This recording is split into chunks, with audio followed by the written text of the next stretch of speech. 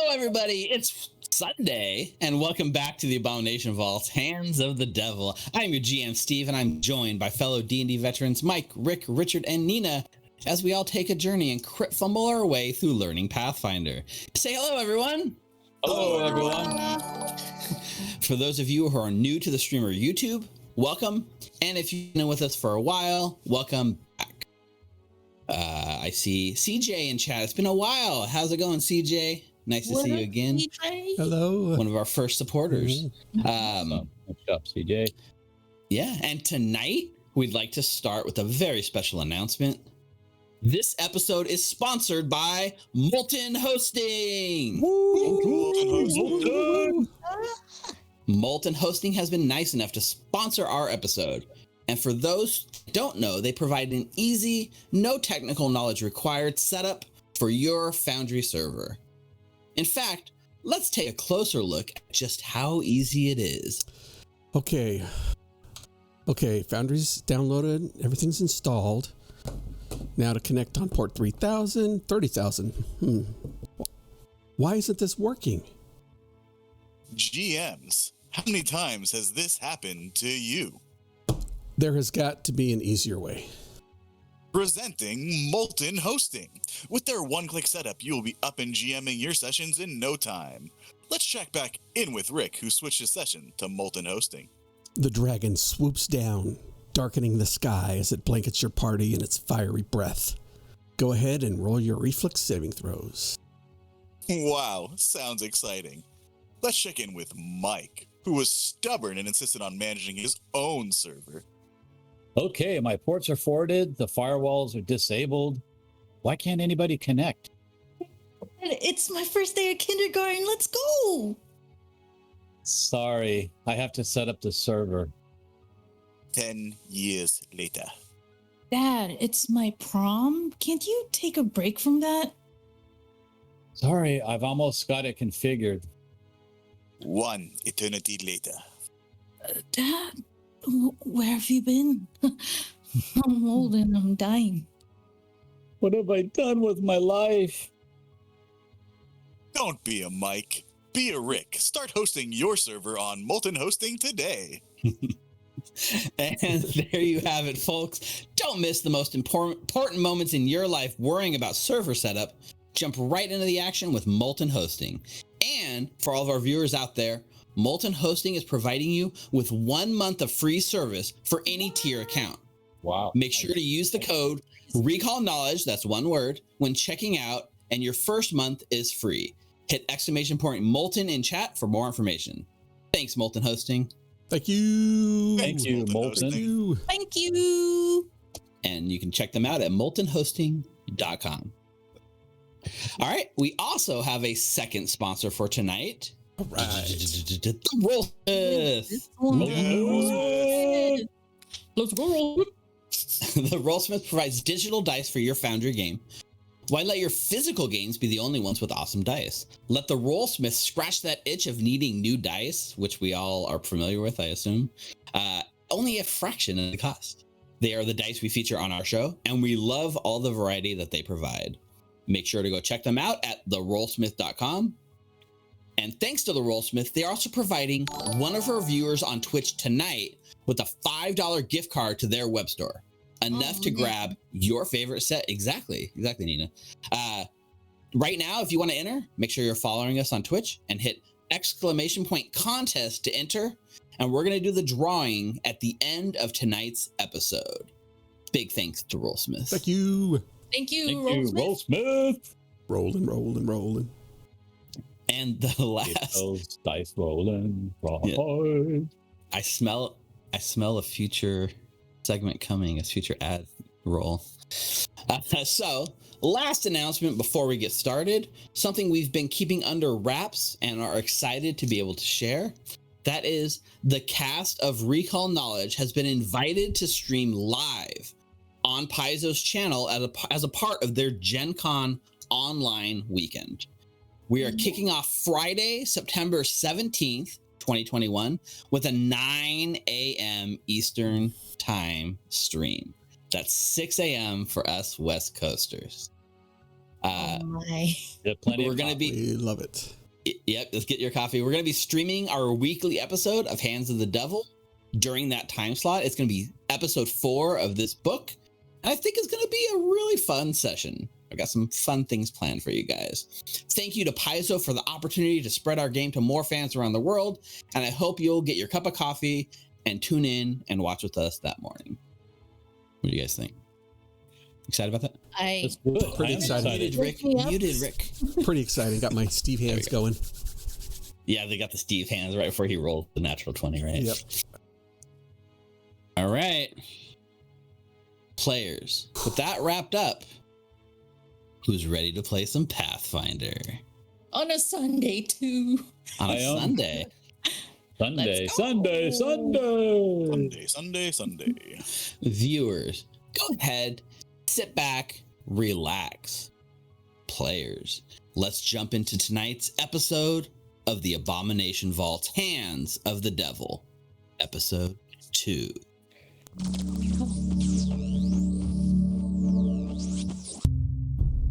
The lighthouse threatening the town of Otari shines no more.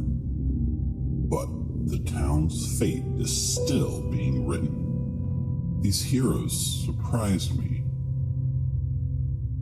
The heroes of Otari.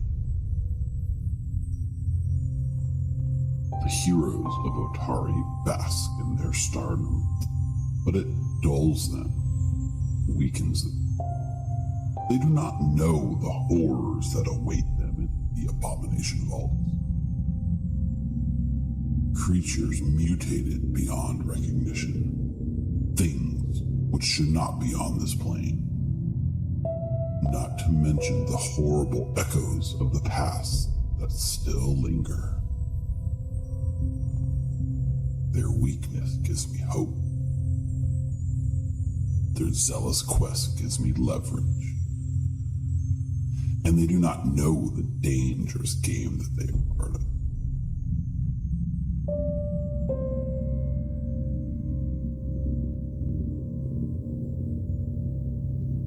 Now they play into my hand.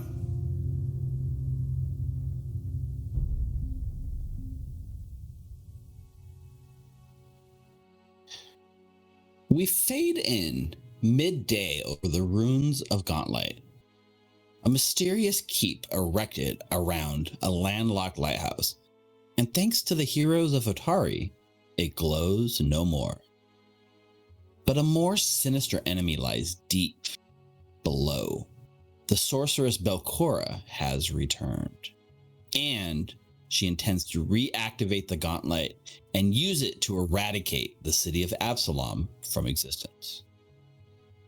As the camera floats down through the ground, we get a quick cut to a montage of our heroes moving through the Gauntlet.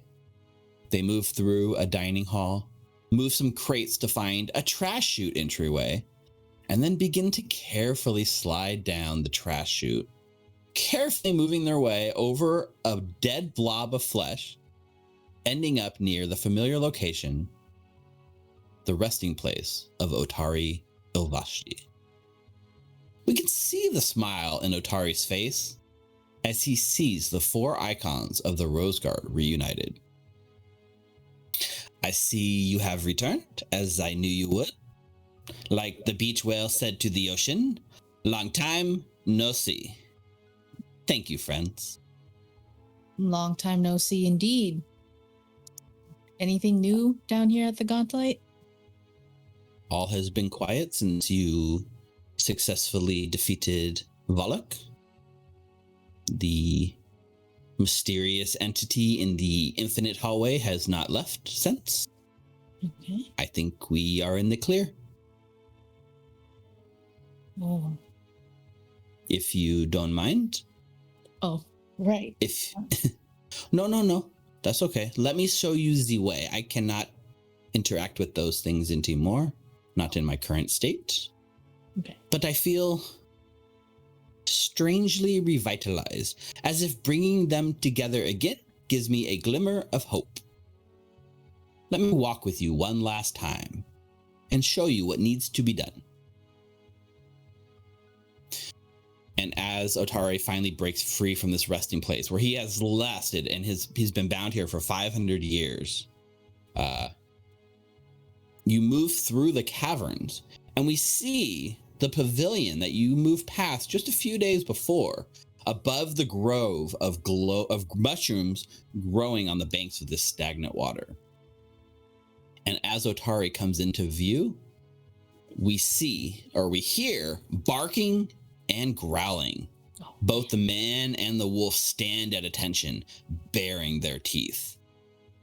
Otari looks up curiously and simply yells, boo, comically, and the two immediately jump off the raised platform, splashing into the water below and rushing towards a small cavern in the back of the cave before disappearing from sight. Otari turns around and looks at you.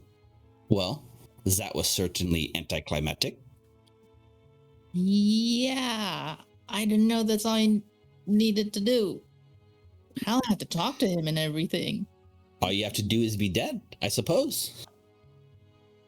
I guess it has its merits. Well, let's go this way. And he begins leading you past this towards a small cavern, a small, like, kind of naturally carved slopeway that goes up. And as you kind of follow him and ascend into this, you see a long hallway filled with a line of sarcophagi. At the far southern end of the hallway, a swirling mass of faces twist and turn amongst themselves, creating a force field blocking the large staircase that heads down into the darkness. Otari stands, staring at the hallway at the end. The bodies of Bokora's defeated enemies lie here. When she returned, their souls, bound to her, did as well. They work to trap her now, living in agony, keeping anything from below from coming up, or anything here from going down. He turns a little solemnly and smiles at you. And as he turns, the camera moves with him, revealing behind him a large chamber with a shrine at the other end of the hallway. Glowing blue light flickers and pulses like fireflies within this octagonal chamber. A large 15-foot diameter platform sits in the middle of the chamber, 3 feet off the floor. An altar of rock sits atop, marked by 7 deep indentations. At a glance, it looks almost as if a 7-fingered hand has gripped the stone, with enough force to leave grooves behind. We see blue, firefly-like flickers float out from these indentations, joining the rest of the lights floating around the room. And as your eyes are drawn to the walls, carved images of shrieking ghosts parade upwards. We see them float up towards a large pupil of a malevolent eye painted on the apex of the ceiling. It stares down, watching you.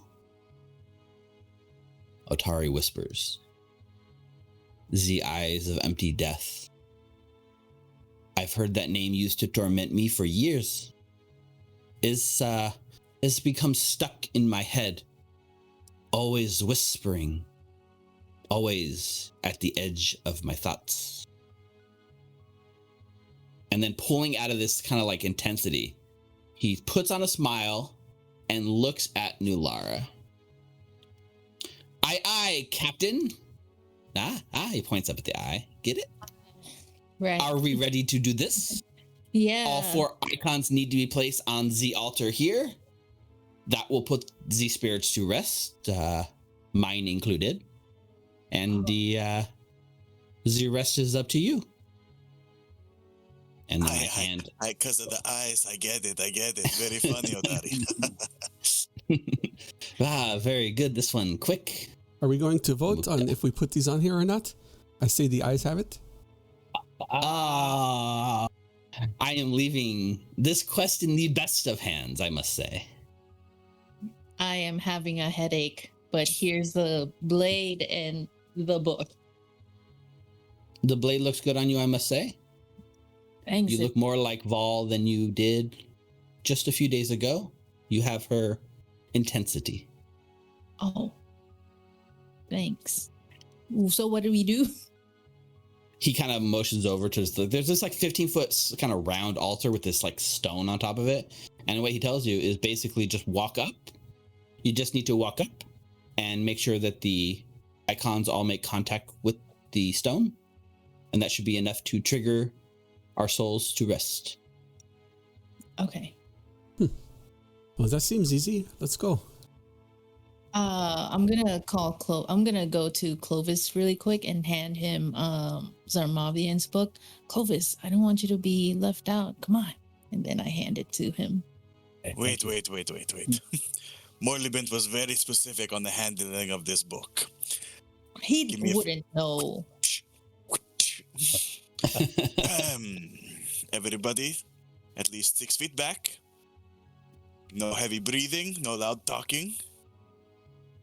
How's the moisture in the air? All right. And then Mukta gets the book ready. Yeah. Okay. I'm very impressed that you actually honored his wishes. I guess, you like him a little bit after all, don't you? During that training, I'm going to make use of it. Very good.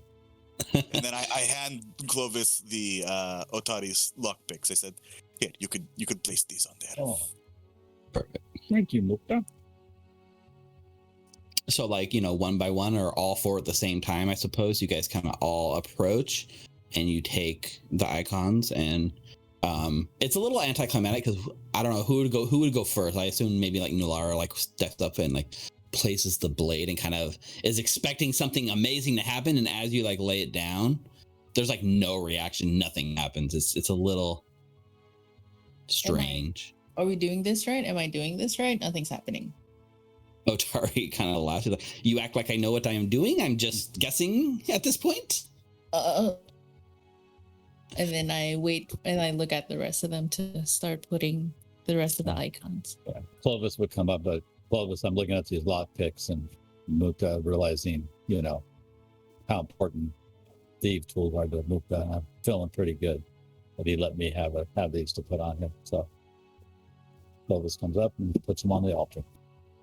Mukta hasn't even picked up the book yet. It's laying on a very nice cloth on the ground. He's wiping off the edges. Oh, I guess it's me. All right, here is the brooch. It looks better on you, Lara, but I will put it on the ground. Yep. So now 3 of the 4 icons are touching the stone. And how long do you spend preparing this book, Mukta? Probably I'll be working for the next 5 minutes unless somebody interrupts me. Perfect. So you guys just turn and there's this moment you all turn and look, and you guys are all standing around, and Mukta's just very carefully doing his work and just leaving you there. Otari's just tapping his foot. Listen, I do not have all day. Okay. Actually, I do. You've had 500 years. What's another 5 minutes? Somehow this feels worse. I'll be done in a minute. Don't hold your breath. So eventually Mukta does, we get a shot outside and the sun goes across the sky above the gauntlet, and then we get back to Mukta, right? And yeah, so Mukta finally, when you are ready to go, can you describe what you do? I very gingerly first placed the cloth that Morlibent gave me on the altar, and then the book on the cloth. Okay. And so you do that, right? And as you do that, within a moment, all 4 of these objects you've placed on the altar begin to kind of pulse with an intense white light, and the whole rock and altar begins to glow. Oh. Like a radiant energy.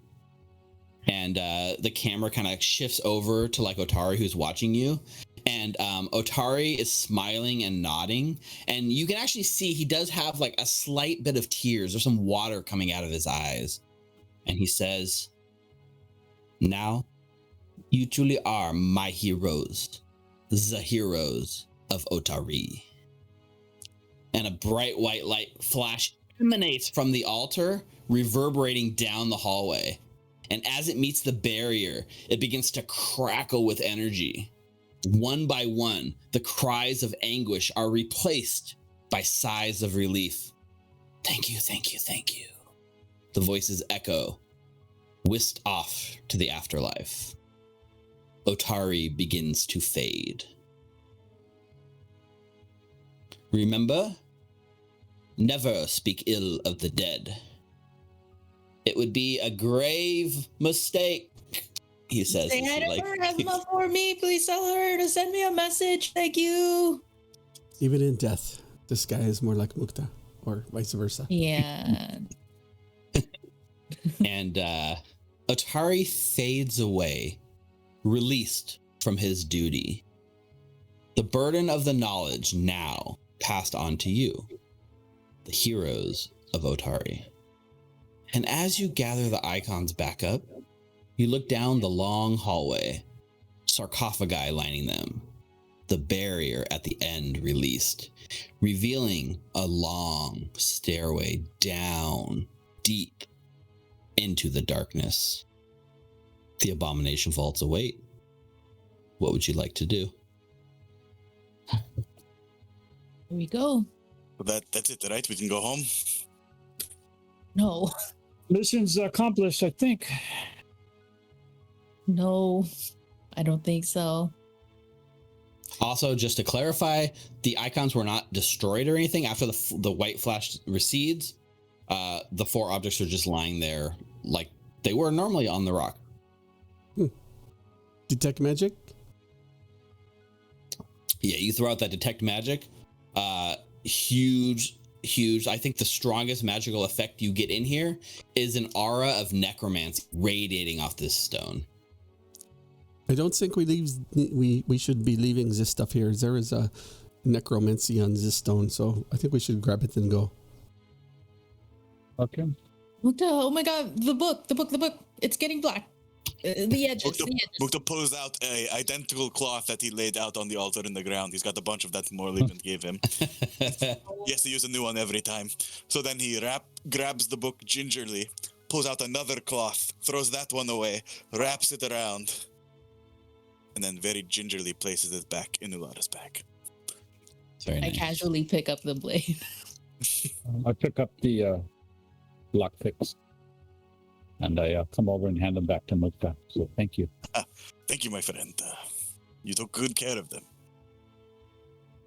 Okay, guys. I get the brooch and I pin it on. I think it looks good. Looks good. I think Mara will wear that. I think you're right. So we go this way, or do we really want to go back up? It's a long way back up. And ready to go. Okay, let's go. Let's do it. Can we see? Are there lights lining up this hallway, or?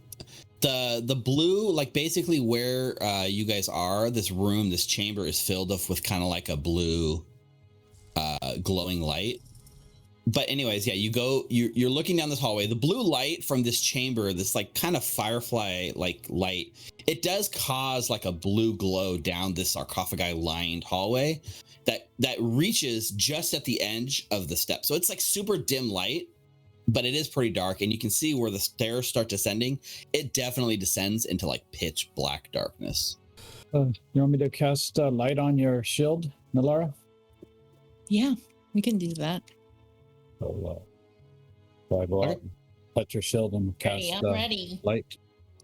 Okay, so you touch the shield. The new like sturdy shield begins glowing with like pulsing light from Clovis as the room around you lights up, and you can see like in these sarcophagi they kind of have like windows for where the faces would be, and in each window you can see like a skeleton just lied to rest inside. See, I always thought they said that their eyes were the window to the soul, but I guess it's these things. But yeah, I mean, from here it seems like to go, if you guys are not going to abandon your quest, if you're going to take up the mantle that Otari has given you, there's this huge, at the end of the hallway, right? now that the barrier has fallen, now that the souls have been put to rest. The staircase is like 15 feet wide. It's like a huge staircase, like a grand staircase, and it just goes down. And from where you are, you can't really see even the bottom of it. Going down. Hey guys, the deeper we're getting in here, the hotter we're becoming. Because we're hot. We're hot. Heroes of Otari. Okay. Now we're going See, to this hell. is why I don't do it. Oh, I thought you meant because we're going to hell. We're going to hell? Well, we're going down. You said hot. I thought maybe you were talking about us going to hell. Heroes. I have no idea what any of you are talking about. I get it now. Where'd you come from? So, surely but surely, you guys head down. We are in exploration mode, so I'm kind of looking for maybe like a marching order and or exploration activities.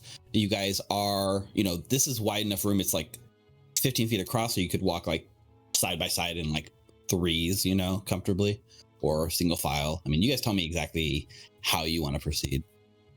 I shall be in the front. You guys want to go 2 by 2? This big of a stairwell? I'd probably be lurking in the back at the edge of the light, so... Perhaps we make a shape like a diamond, and Mukta will be in the back, and I will stand next to you, Clovis. Like a diamond. Are there like any writings on the walls? Good question. I think so. This is the kind of interesting thing, like the window, right? I said you can kind of see the face in the window, and you look as you walk down the hallway and get closer to look for any kind of writings. Most of the hallway seems like natural caverns. It's not really carved to look like a dungeon necessarily, like you have been dealing with above. So it looks fairly natural. So there's no place for like actual carvings. The only real features of this walkway are the sarcophagi, and every time you get close to one, the entire sarcophagus begins to change and become see-through, and you can see inside the full skeletal body like lying there like posed. But there's no like names, there's no information about who they are. And then as soon as you kind of move past it, it like disappears back to like a full stone sarcophagi. That is very strange. We're probably going to see more of the weird stuff when we go further down. Hey, Mukta, make sure you keep an eye out for those traps for us. Always. So, what are your guys' activities? I will be the usual scouting. Scouting, okay. Mm-hmm. Avoiding notice. Avoiding notice, of course. Hal and Clovis? Doing the detect magic as we go along. I think that will be good for me. As you move through these sarcophagi, there's definite heavy levels of like enchantment magic coming through. I'll be searching. I'm looking for anything that's out of the ordinary, secret doors, anything like that. Sure. As we go down. If you would like, Clovis, can you make me a perception check? If you can, roll it as a secret perception check.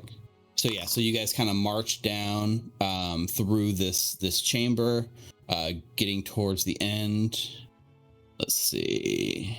You do notice one thing, Clovis, that catches your eye, right? As you guys are all walking through, about halfway down on the right-hand side, so facing to the west of the room, one of these sarcophagi, it actually is missing a body. There's no body inside of it at all. It's the only one as you come down that has no body in it.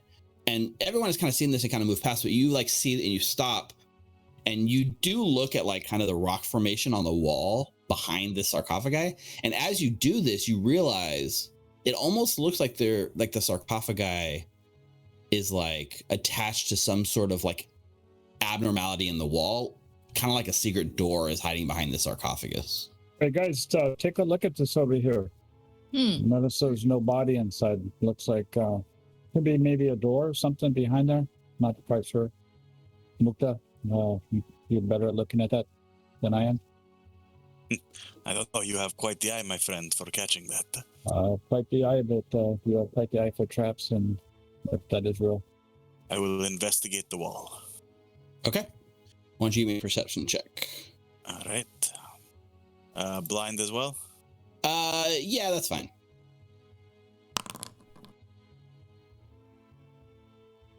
Okay. So as you take a look at the wall, you begin searching for a while. The sarcophagus opens easily. It's not locked.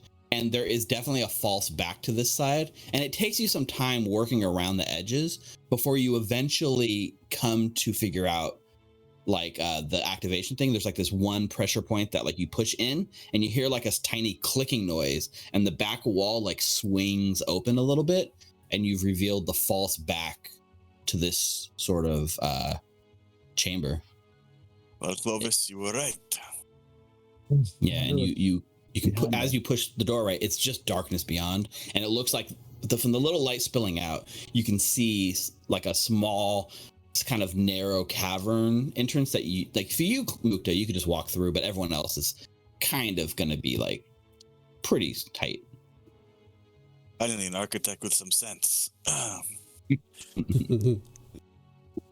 We want to keep it dark or have dancing lights down there, or put Nulara in the front with her light? Am I I gonna mean, fit? if we want to see the three of us, I think then we need some form of light, yes? I think so. I can see pretty good, but not perfect, no. So do we want to take this this hallway here, or do we take the main door? I mean, there's got to be treasure behind the secret door, the secret treasure, huh? Of course. I mean, Yeah. you don't put a secret door to like a bathroom or something. That'd be ridiculous. I don't know. I mean, just think about it. Nobody could bother you. Let's go to let's take the secret door. Okay. Can you fit through there, Nulara? I don't know. I'm gonna try. You'd be able to like getting through that, like you're squeezing a little bit to get out of the back of the sarcophagus, but not too much. Probably because you have that shield and your weapon and you're kind of bulky with your armor. It's a little finessing, but nothing that requires a roll. And then once you're through there, it opens up a little bit to where you can move without being like hunched over or anything. You just, if somebody tried to squeeze past you, that's when we start running into issues, right? So yeah, you can step back into that room. Why don't you make a perception check for me, Nulara, as you get into this kind of secret chamber you revealed? A secret one? Yeah. Okay. I mean, it's fine. You can make it active. You can make it. It doesn't have to be secret. That's fine. Okay. 26. 26, not bad. So you step through, and as you kind of take your first steps dark, like towards this like darkened cave, which for you can see right in the black and white monotone vision you have.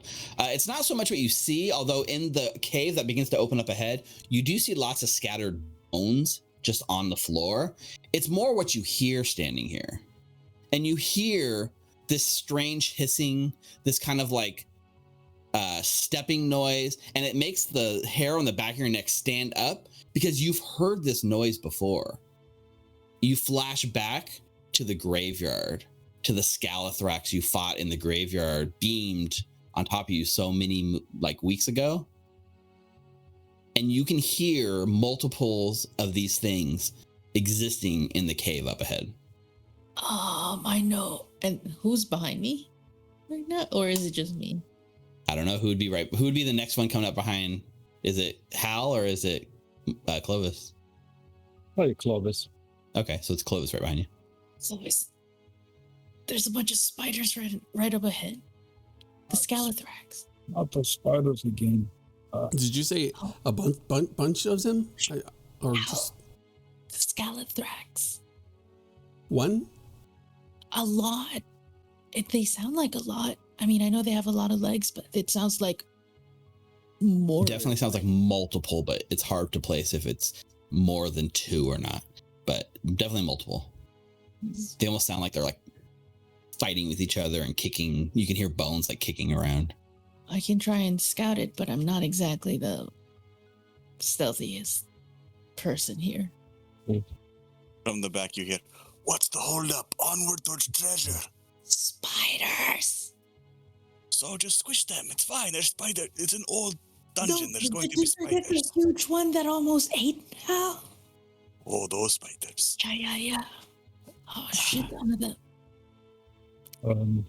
Yeah, I can look to like crawl over everyone so they Yeah. can scout. I know you guys aren't too happy with Mushi knocking that the lag tide down, but maybe we can send Mushi up ahead. Can Mushi see in the dark? He can, and I can see through Mushi, so. Not a bad idea then, maybe. I will start playing the last song, the marching home for Muchi. Hopefully quietly in this dark, quiet cave. Yep. Okay, so we see Clovis do the thing he does where he loses his senses in himself. And again, he peers through Mushi's eyes. And what do you have Mushi doing? Mushi is flying up and trying to get a visual on the spiders to see how many there are or anything else you might see in the cave. Yep. So he in this case, he's creeping up to like the edge of the cave and he's trying to like, because there's not much cover, right? From where you are, the cave opens up. So he can't necessarily just fly through without being seen, but he can get up to the edge and kind of fly and hover and maybe get a good look. So why don't you give me a stealth check for Mushi?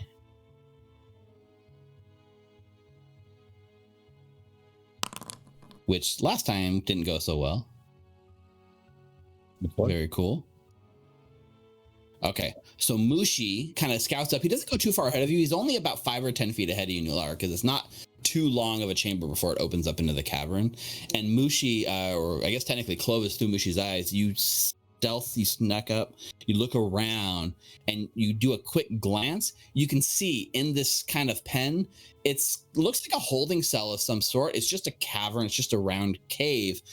The whole floor is strewn with bones wall to wall and tattered bits of cloth and metal. Just discarded bodies that have been fed on upon these things. And looking at these two beasts kind of fighting each other, they are dangerously short on food. And it looks like maybe they haven't been fed properly in a little while and they look really hungry. And you immediately like pull back. There's only 2 of them. You get a good look at them and scout it out without them apparently noticing you. I come back into my senses. There's 2 spiders in there, guys, and lots of bones, lots of bones everywhere. There does, I will say, a distinct lack of apparent treasure. Oh yeah. Didn't see any treasure, but these things look like they have not been fed in a while. They look like they're actually trying to eat each other right now. Was it a dead end, or was there another way through? There was at the other end, I didn't say it, but at the other end of this cavern, there is another chamber that kind of snakes off. Yeah, no. And turns. Yep. It's like on the southern end of the cave. So maybe the treasure's further in. Maybe they have the spiders protecting the treasure in this particular area. You put a secret door and you put your dangerous pets to guard the pathway of the secret door, then seems reasonable.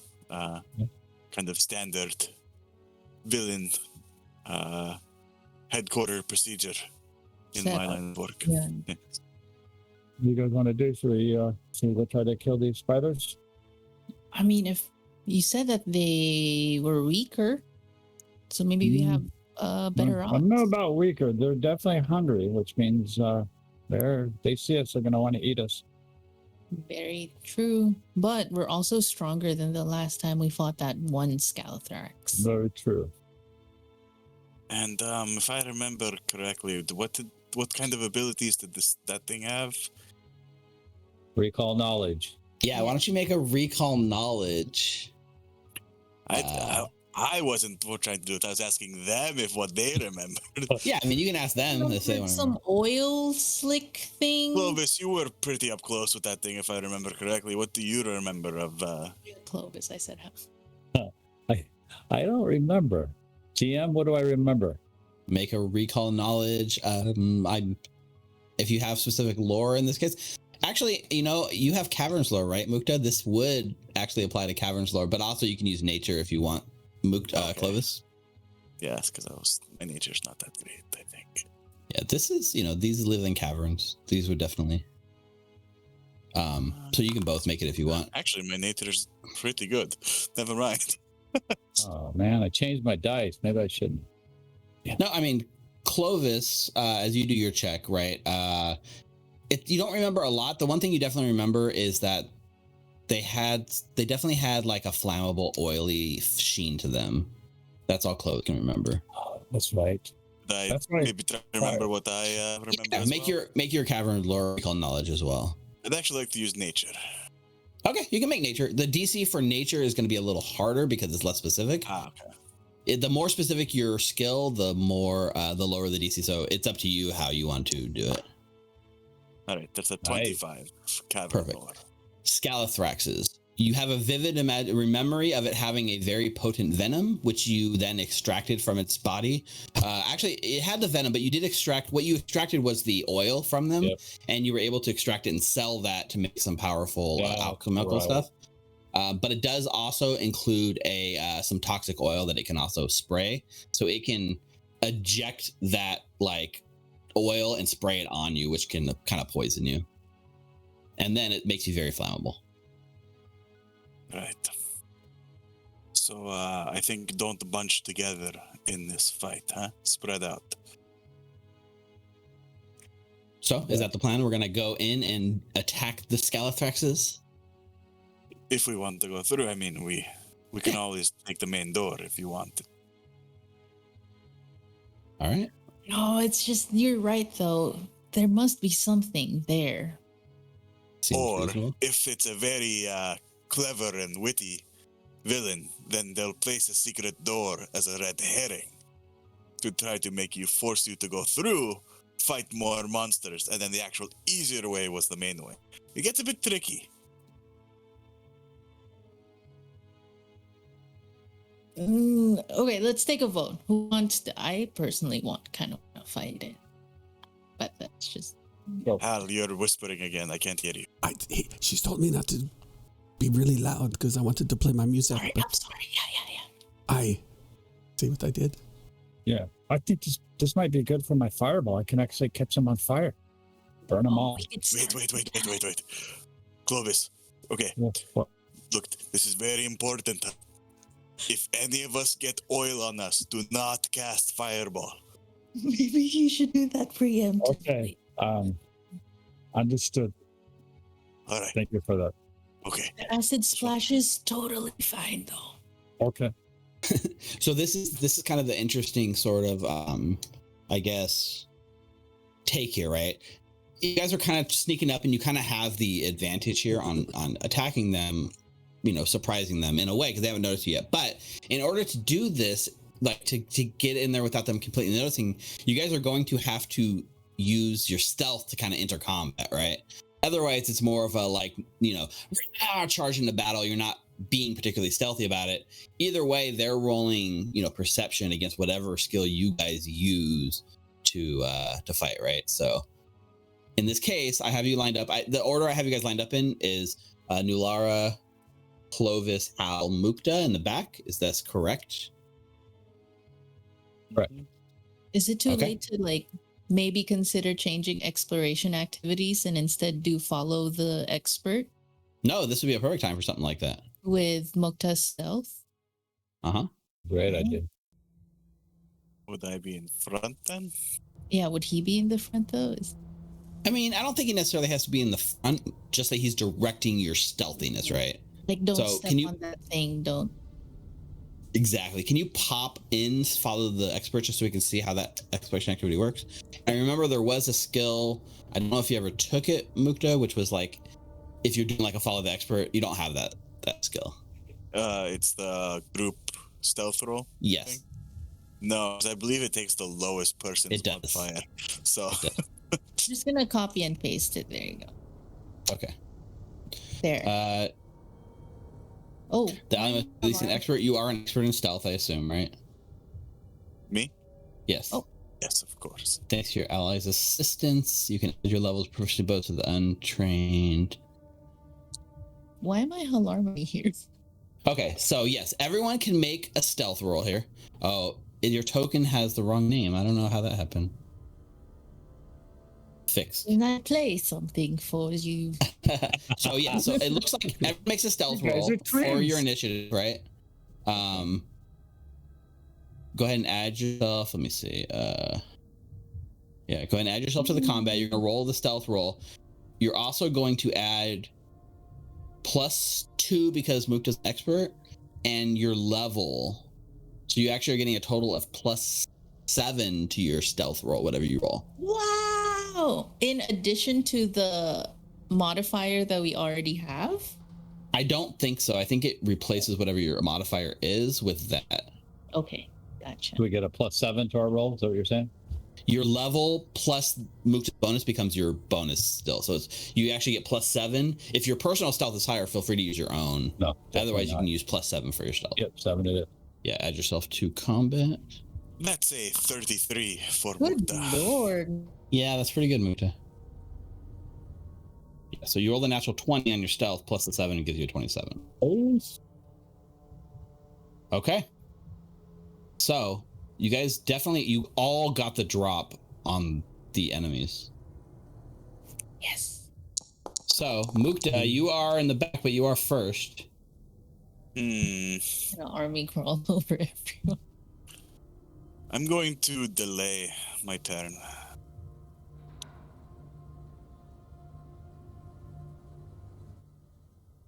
So you delay. That makes a perfect sense. So that goes. It can be Hal or Clovis, your guys' choice. I would say I'm going to play some music really loud. So Clovis, you go ahead. Okay. Clovis is going to throw a fireball in there at the skies. Yes. Yep. So you can see right in the center of the chamber, right? Yep. So you see one at the edge of the light. You can hit the center of the chamber. It'll avoid all of you guys. With Cool. All right, that's a save for the guys. Basic reflex save. That's a success on the first one, a failure on the second one. Nice. Why don't you go ahead and roll damage? Pretty good. 28. Damn. That's a damn. Nice. Wow, that's pretty good. So the one in the front saves and takes half.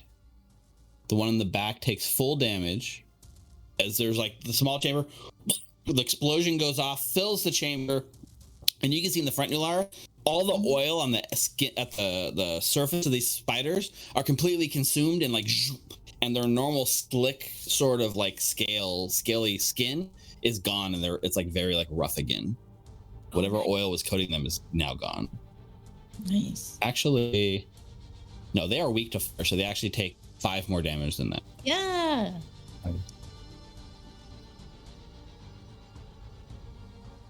All right, not a bad opening move. Okay, I'll raise my shield, and that'll be my turn. All right, Hal.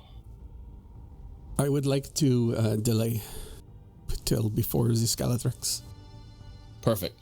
And Mukta, you're still delaying too? Was hoping that people might get out of the way. Yeah, I'll wait till Nulara after Nulara goes. Okay, Nulara. Okay. For my first action, I'm going to use 20 feet of movement to move right behind the Scalathrax right here.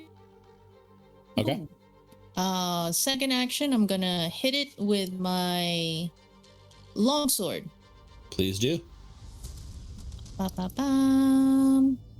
That'll be sorry. With Encore's blade. Okay. Yeah. It's been a while since you fought one of these. That's a 35 to hit. That's a critical. Well, guys. Crits It is. in the chat. Nice. Crits in chat. Yes. Crits. Put 'em in. Oh, that would be 28 points of slashing damage. Nice. Ooh, look at that slashing going on there. That's Mm. Yep. All right. It takes the full damage. Awesome. And it's very, very badly injured. You cut through it, it like falls down. It's almost already dead. Oh, nice. For my third action, I'm gonna try and hit it again. Go for it. Let's see. 22 to hit.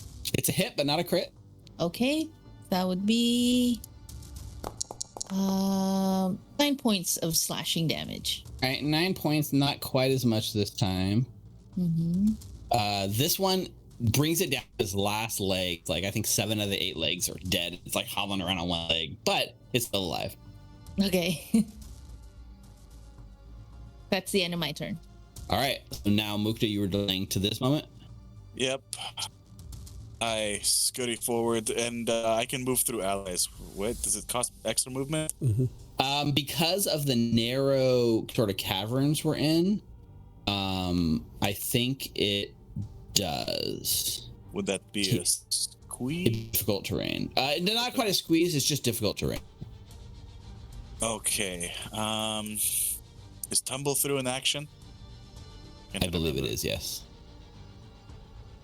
Yeah. So you can tumble through to get through your allies and move your full speed. I believe that would be a cool alternative.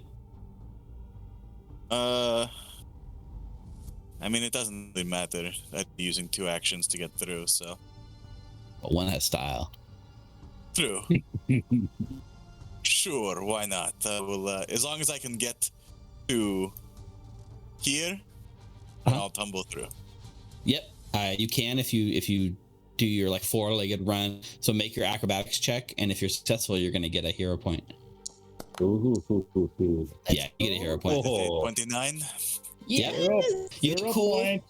So It's I actually don't tumble under them. I actually back up a foot, and then I start running up the walls on all 4s and bouncing off from side to side over their heads. And then I land here. Yes, you will. Awesome. And then I can continue the rest of the way running. Yes, you do. And then for my 3rd action, this is my 3rd action, yes? Yes, it is. Actually, it's only that's an action, right? So far. Does tumble through include the movement? I thought it did. I thought it's move up to your speed. Okay. It's been a while I've used it, so I wasn't sure. Wow. All right, so my 2nd action, I will quick draw, pull out my rapier, and attack this one here. And since I am acting before them in combat, it is flat-footed. It is flat-footed, yeah. Oh, nice. All right. That's a 31. That's We great. play every Sunday. Roll so Sunday, well. Sunday. Sunday rolls. All right, let's see this damage.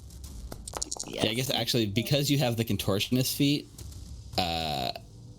you probably could have done it without a check, but you got style anyways. Okay. Yeah. Dead. Full dead. Nice. You, because like normally even when you tumble through it's difficult terrain, right? But because you have the acrobatics feat, it doesn't slow you down, which is why you're able to move your full speed. Mm-hmm. Perfect. Nice. Awesome. So that's only 2 actions so far. Mm-hmm. And then with my 3rd action, I will aid Nulara. Very cool. So how are you prepping to aid Nulara? What is your aid action comprised of? I'm actually going to I know that'd still be let's see. I will just trying to feint and create a distraction. Using like an attack? Or deception? Like how are you You're basically just gonna like get his attention so Nulara has like an opening of some sort? Yes, pretty much. Yeah, okay. I'm going to try to use deception to feint and act like I'm going to attack. Nice. I like it. Nice. All right. Very cool. This brings us to the other delayed person, which is Hal. All right, I want to move in past. Yep. So it's difficult terrain to get through Clovis. So that's 10. That's 15 feet to there. Yep. 25. I will use one action to do a inspire courage, but not the not the extended version. Not the lingering. The regular one. Yep. Just the short remix. Got it. Yep. The short remix. Not the extended track. Okay. Let me pop it up if I can find it. It's been so long, like few days, something like that. Got my mind on my money Or Unzi treasure. Get it? I got the finger. Well, again, no treasure present. Let us have our dream, Steve. Let So, us have so you guys get the one round Inspire Courage, All right. and then you still have one more action. And I will cast a shield. Shield. Okay. And that is my goal. Hey guys, remember when I said we shouldn't bunch up? Yeah. I'm just thinking that too. Not a bunch of room here. But this thing like looks over at you. It looks like it kind of like almost like wants to like squirt something out of its glands. As it does, you can just see like little embers still like burning out of it, like it's been burned up and it can't do what it wants to do.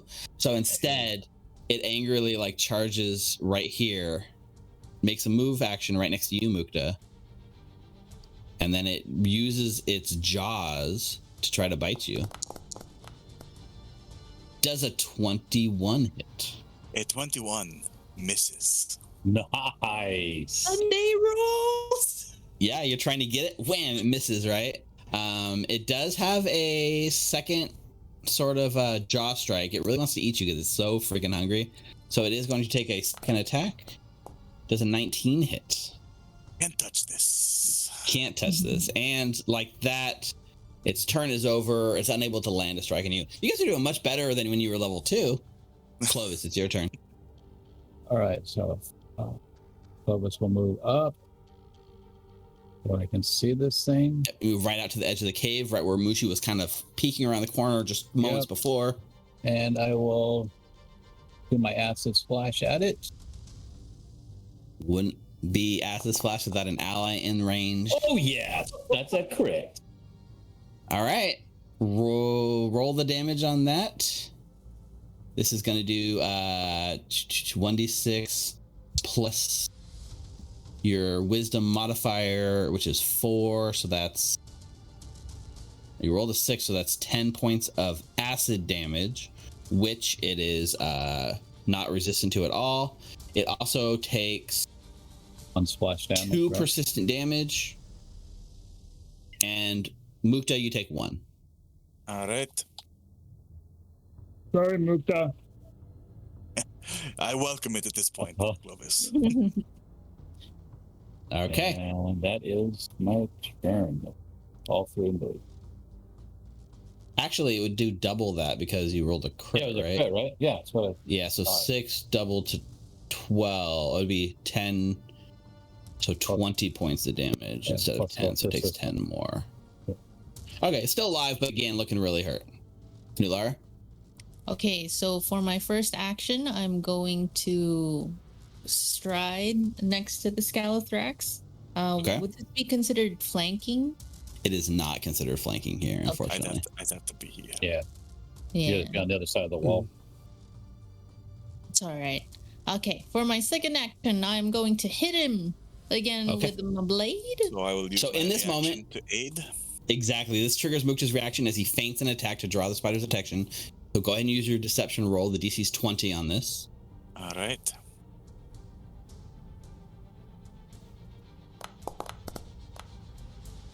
Nice. Yep. That's a 24. Oh, yeah. So that's a success. So Nulara, you're going to get a +1 circumstance bonus to your attack roll here. That's nice. Okay, Very cool. perfect. So that would be another +1. This stacks with the +1 status bonus of Inspire Courage. Mhm. So in total, that would be 28 to hit. That's a hit. Perfect. And that is I don't think it's Finish possible to finish not this kill it thing here. off. 13 points of slashing damage. Dead. Okay. Oh, And wow. like that, and snap, in just a few seconds, you dispatched all the Scalathraxes that were in this cave. You breathe a sigh of relief, and the whole area around you goes completely quiet. There sounds like there's no more Scalathraxes coming from deeper into the darkness. That was a great opener, Clovis. Thanks. Felt good. Yeah, you were right about us being stronger. We kicked the shit out of these guys. Yeah. These are level 4 creatures, so at level 2 they're scary, at level 5 they're less so. However, The battlefield is done. The singed bones from the center, like charred, burning, sort of like blackened bones fill the chamber. All the cloth, anything that was left here on the ground has been burned away by the fireball. It's kind of like pushed all the bones from the center outwards, leaving a clear path. Yeah, I mean, again, no treasure. However, as you look kind of further down towards the end of the cave, you can see it kind of like continues south, opens, and heads back in another small cavern, similar to the one you just came through. Shall we move forward? Also, this would be a good time to reflect on how far in power you guys really have come in just a short time.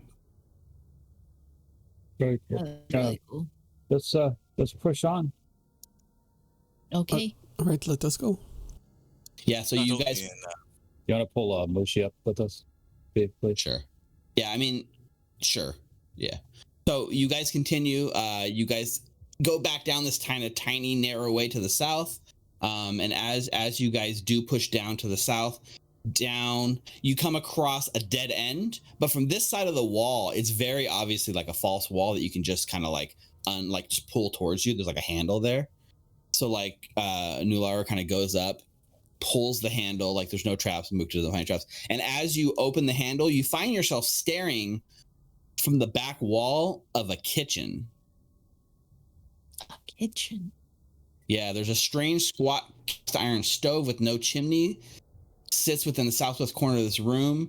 And there's like you're basically right behind this table. You literally have to either climb over the table or push the table out of your way. And there's an open door. And as you turn and look, past the open door, you see a familiar looking dining room, one where you were no more than an hour ago, and where a couple days ago you fought Volek himself. We went around a circle. Went into a circle. That is correct. Interesting. Yeah. Very Again. interesting. No treasure. Well, we've warmed up. Sorry, Mook. It was fun killing those spiders. It was, we needed to get, shake out the cobwebs, get a little bit of calisthenics and, so. That's true. The other interesting thing to note is by knowing this route, you've now found a new way to get towards the staircase down that doesn't involve going down trash chutes and through muck covered slides and through like werewolf infested territory. You could just come this way and get right back to the staircase down. So there's some slight silver lining to your guys' exploration. Alarm will be happy. They don't have to get dirty. Well, That is true. All right. So, Speaking of which, are we going to ever deal with that werewolf guy? Didn't he kill somebody? Oh yeah, it's Clovis's. Do you know who clear? Well, we never got the answer, but I think he is the one that was killing people in town, and they said they ran him out of town. But Killed someone's wife. I think, Oh, yeah, I think I remember Yep. this. yep. Yeah. But I think that's him down here hiding. I mean, maybe one of the times when they come back up, we just, do the same things we did to him that we did to the Casually spiders. kill Mm. him I for agree. justice. Let's do it.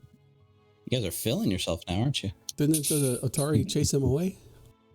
Yeah, we just say, boo. We can He try did, that. in a matter of fact, because he scared him and he did jump off this raised pavilion towards a small kind of semi-hidden chamber in the back of the cave. So you saw, the cave system he kind of ran out of, Hal. So he's not currently here. So you could, if you really want to track him down, you could follow him up that caverns and stuff. But One of he the has, times. for the immediate moment, fled his territory. Yeah, if he's in our face, we get him. Just like the spiders, we will a little bit, get a little bit stronger, and then one time when we're coming back up or going back down, Mm-hmm. Yeah.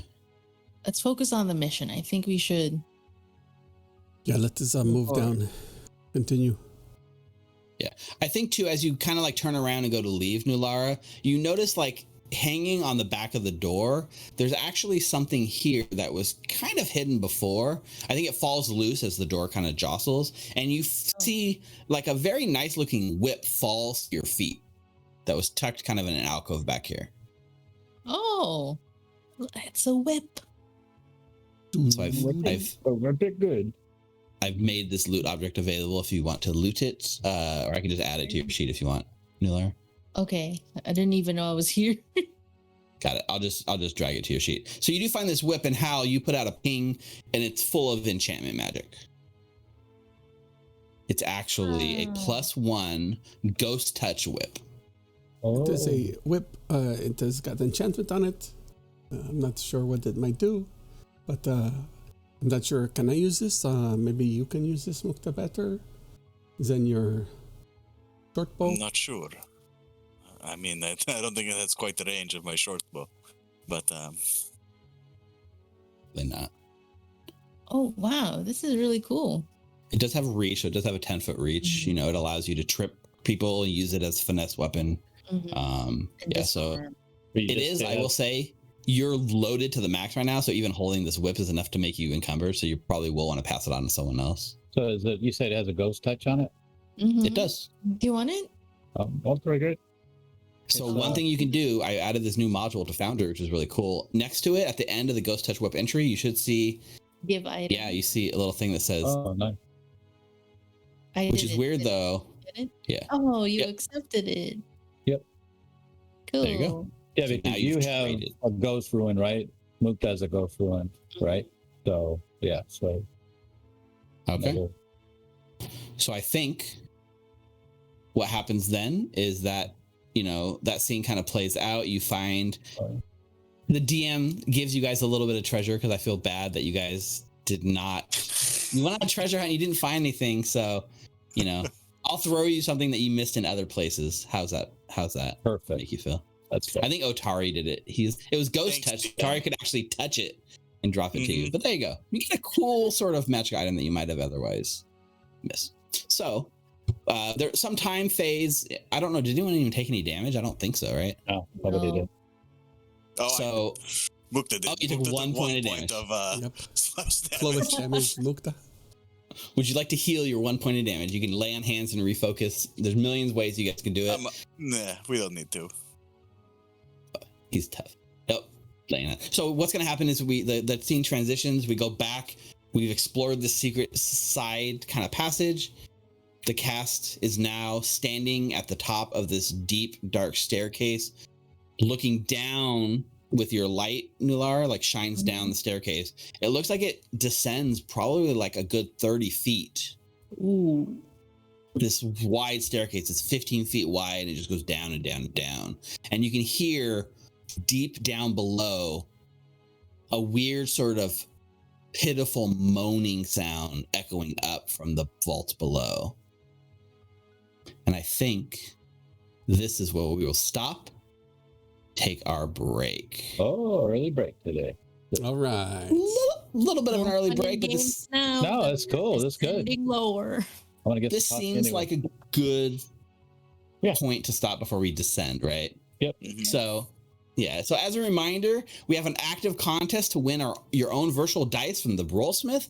All you need to do is follow us on Twitch and type !contest to win. We will be doing the drawing at the conclusion of tonight's episode. I don't think we have very many, if any, entries yet. So if you want to win, just type it and you're going to get some freaking dice.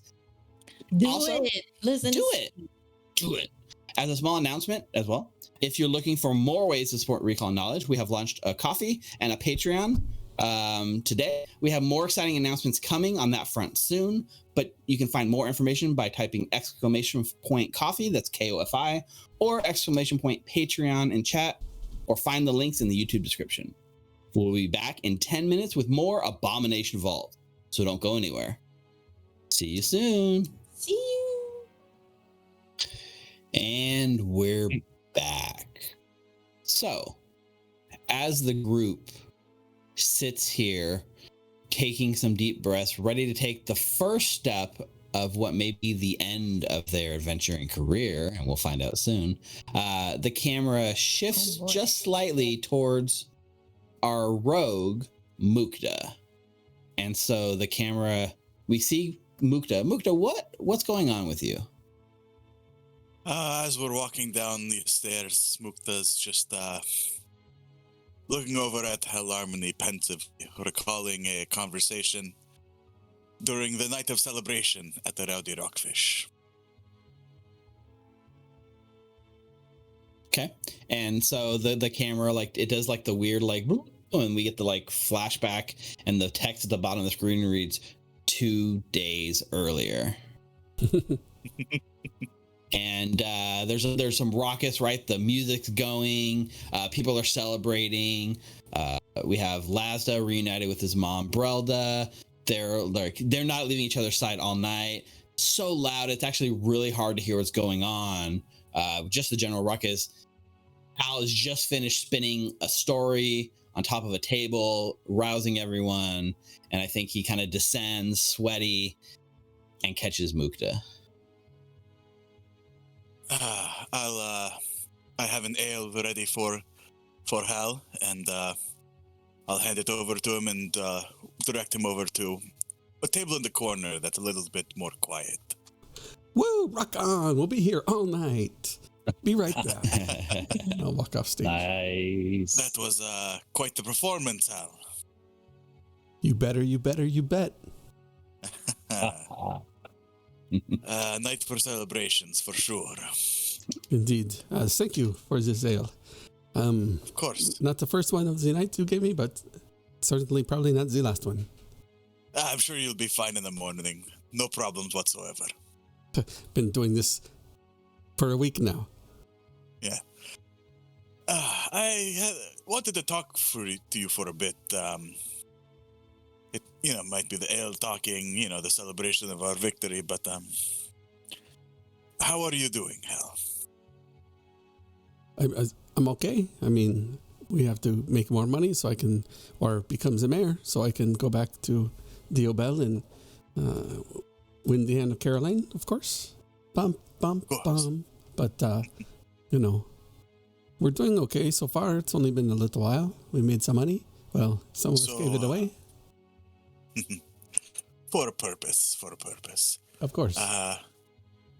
So you're really behind becoming mayor then? That's what you want? I see it going two ways, right? I becomes a mayor and I have a station now, right? I'm part of the community, the leaders, right? All the lords and ladies, they have to listen to what I tell them. Caroline's dad is a lord of Diobel. I'm not really sure what kind of work he does, but he's certainly one of the high-uppers. So, or we go down further in this Gauntlight and we find all the treasure, not like the treasure for the spiders, but more like the treasure for the dragon. So if you have enough treasure, then no need for mayor, huh? I mean, if I becomes a mayor, I can hold on to the treasure and reinvest it into the community. Now that we know that you want to become mayor, are you ready to become mayor? I just tell people what to do, right? In a sense, but... Give rousing speeches out on the grand lawn. Say, hear ye, and everybody joins, and I come up on the stage, and I bow, and then play some music and mesmerize everybody, and then... We might come out of this alive. You might become the next mayor. But whether you can hold on to that station is a different story, huh? Being elected mayor and being mayor are two different things, Hal. Okay. So you can be the person in charge of the election. Are you strong enough? I don't lift very much muscle, just my glute from time to time. To be a leader, Hal, you have to be strong. Not for yourself. Is that why Lara's always in the front? It is. Interesting. You know why she's strong, though? Because she's Not got... for her. She's strong to protect us, which she's done quite a few times. So you're looking for the mayoral, whatever that word is, the protection from the mayor? Like, what's this, a pardon? I'm not worried about me, Hal. I can take care of myself. I want you to think, and think hard. Do you have the strength to protect the people you care about once you hold the responsibility and the power? Because you will have to protect them. I mean, aren't there guards and stuff like that? No. What do you You mean, are the no? leader. You are the mayor. I saw the You, guard. first and foremost, must protect the people you care about. I'm pretty sure we saw some guards that were giving you a hard time when we got here. Guards can be bought. Remember that, huh? And perfect. The mayor has all the money. We hear the crowds So kind of getting rowdy behind you, right? And the voices are getting louder. They're like, "We want Sweet Caroline again!"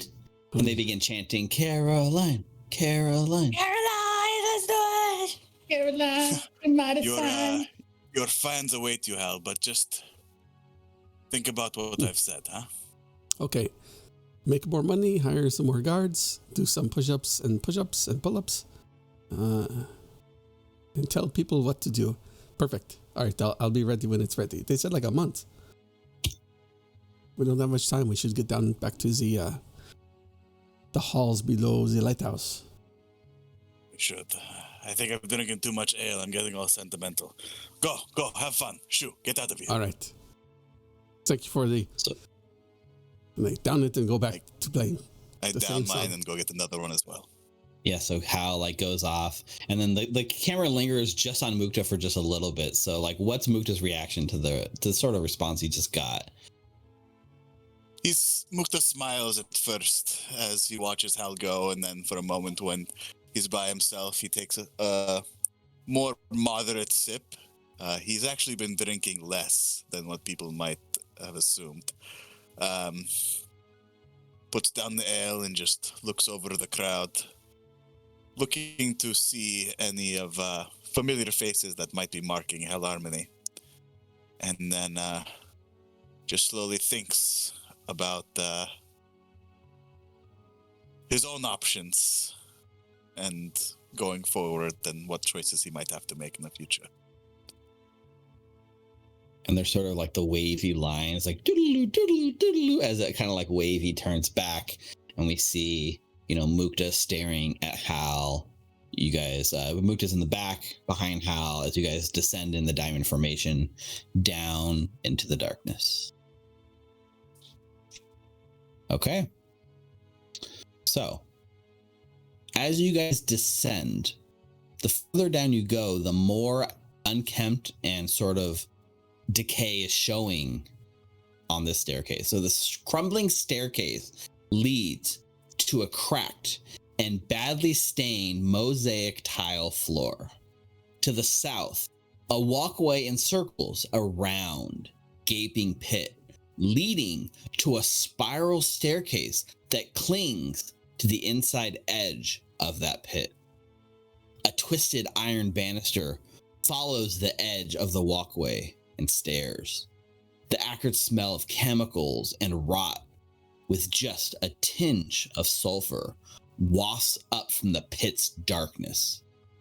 Strange moaning echoes up the shaft.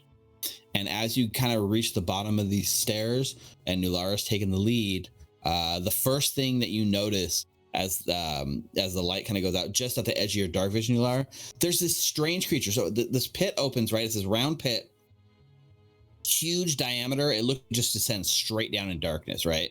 But on this floor where it kind of levels out to you guys, there's a door to the west, the south, and the east from this chamber that are all on this level. But what catches your eye, and particularly your ear, is on the door to your left, facing east, there's this weird creature that looks like this. It's a weird mound of flesh that just lumps there. It seems to breathe in different directions. It has eyeballs facing in every which way. Dozens of mouths with long tongues hang out and loll as it just sits there, like banging its head repeatedly against that door. And it has this loud, pitiful, moaning type cry that wails out into the darkness. It's actually, as you get closer, and it becomes more in focus, it's actually a language. It's being spoken in Aklo. And I don't know which of the group can actually understand Aklo. It's this weird kind of like... Give me a second. That sounds familiar. It's you. I'm pretty sure it's Mukta. I don't know who else. But it's Yes, I do this speak weird Akla. serpentine underground secret language that a lot of these dark creatures speak, and it's just speaking such crazy nonsense. Every mouth is speaking its own thought pattern, and none of them are cohesive, and all the words mingle and it washes over you, and even if you don't understand them, it hurts your brain. But like one mouth is just spouting a recipe for chocolate cake, the other one is like crying for their missing wife. One of the other mouths is like saying, it's coming, it's coming, it's coming. And they all mingle around you in this terrible fashion. And right around then, like the blob kind of like stops as like all like the shift kind of, it doesn't really look right. It doesn't have any form. It's just a blob. It kind of shifts and you just see most of the eyes start looking up in your direction as you come down with this light source. And right when you can feel that tense moment, like maybe fighting is about to start or something, that's when it comes, this loud, painful, high-pitched crying noise, this pitiful moan echoes from around the corner. These two creatures that were kind of hidden in alcoves at the end of the staircase step out, reveal themselves to you. And for just a moment, Clovis, you have a flashback to hiding in a tiny little cavern, squeezing yourself in as you were retreating from a thrashing drake, a river drake who you now wear, was trying to eat your friends, and you tried to escape to safety. And as you moved up that tunnel, you heard this pitiful moan that stopped you in your tracks and scared you into not going. This is that same moan, the same cry, the same howling. And you see one of these creatures step out from like the alcoves. This creature is humanoid in shape. It's got eyes, it's got arms, it's got a body, it's kind of hulking. It's about a normal person size. Its arms are rubbery and hang at its side. It has to like move and like use momentum just to move them. This weird bulbous rubbery facsimile of a human being begins to cry pitifully in your presence. Can the heroes please roll me initiative? Welcome to the Abomination Vaults. Let's go. So let me unpause the game. Let me add everything to the initiative tracker. We have yep. So you guys are descending down the stairs right into this. There's this large shaft. There is this big pit, right? It's huge. And you can see like there is a guardrail, but like presumably you could push something over the edge and have it tumble down, yourselves included. I will warn you. I rolled a 14 for my initiative. Were you using scouting, Nulara, to give everyone a +1 initiative? Yes. Yeah. Okay. That was the exploration activities you gave me earlier. I just assumed you guys were using the same ones. The difference here, because you give everyone a +1, you're actually going to beat this thing in initiative because you go from 14 to 15. Nice. So it actually makes a difference. Gigantic. The rest doesn't matter, I don't think. The rest look like it falls into place. Yeah. So we'll keep the same order. So at the start of combat, I thought it said jibbering mother. this weird jibbering mouther, right? This large flesh stops baiting itself against this door, notices something, flops around, and begins slithering your way. So it takes a stride action, and for that stride action, it slithers 10 feet closer to you. Doesn't look particularly fast, but it lashes out, and like it looks at you, Nulara, and one of these like mouths, one of these tongues, like lolls out, and like the tongue lifts up, and there's this like tiny jet of acid that shoots out from beneath one of the tongues right at you, and it's going to make a spittle attack. Ooh, that's new. That is a 32 to hit. Hits. Does it? Do you want to double check your AC and make sure? No, I'm a 23 now. Yep. So it's not a crit. So it's not a crit, but it does hit. Okay. So it then does its spittle damage. It hits you square in the face. Pretty low on the damage, 46, and I roll 10. Okay. So it hits your face. It begins burning your eyes. I need you to make a fortitude saving throw. This is another recovery check type of thing. This isn't quite persistent damage. 27. 27 is enough. The DC on this is 22. So the acid hits you in the face. You manage to like use the back of your hands and like get it out of your eyes in time before it starts. It was blinding your eyes, right? It started burning. It was trying to blind you, but you managed to stop it, right? Mm-hmm. You do take the 10 damage. Mm-hmm. And then it's going to stride the last 10 feet it has to kind of, I guess it can't go 2 diagonals. I guess it's just going to stride here and stay right at in the middle. All right, and that's its turn. That brings us to Mukta. You did not beat this thing in initiative. I did not, unfortunately. But the two things that are revealing themselves from around the corner seem to at least be flat-footed to you. Right. Left or right? Let's see. Your left or stage left? Because those are opposite. Stage left.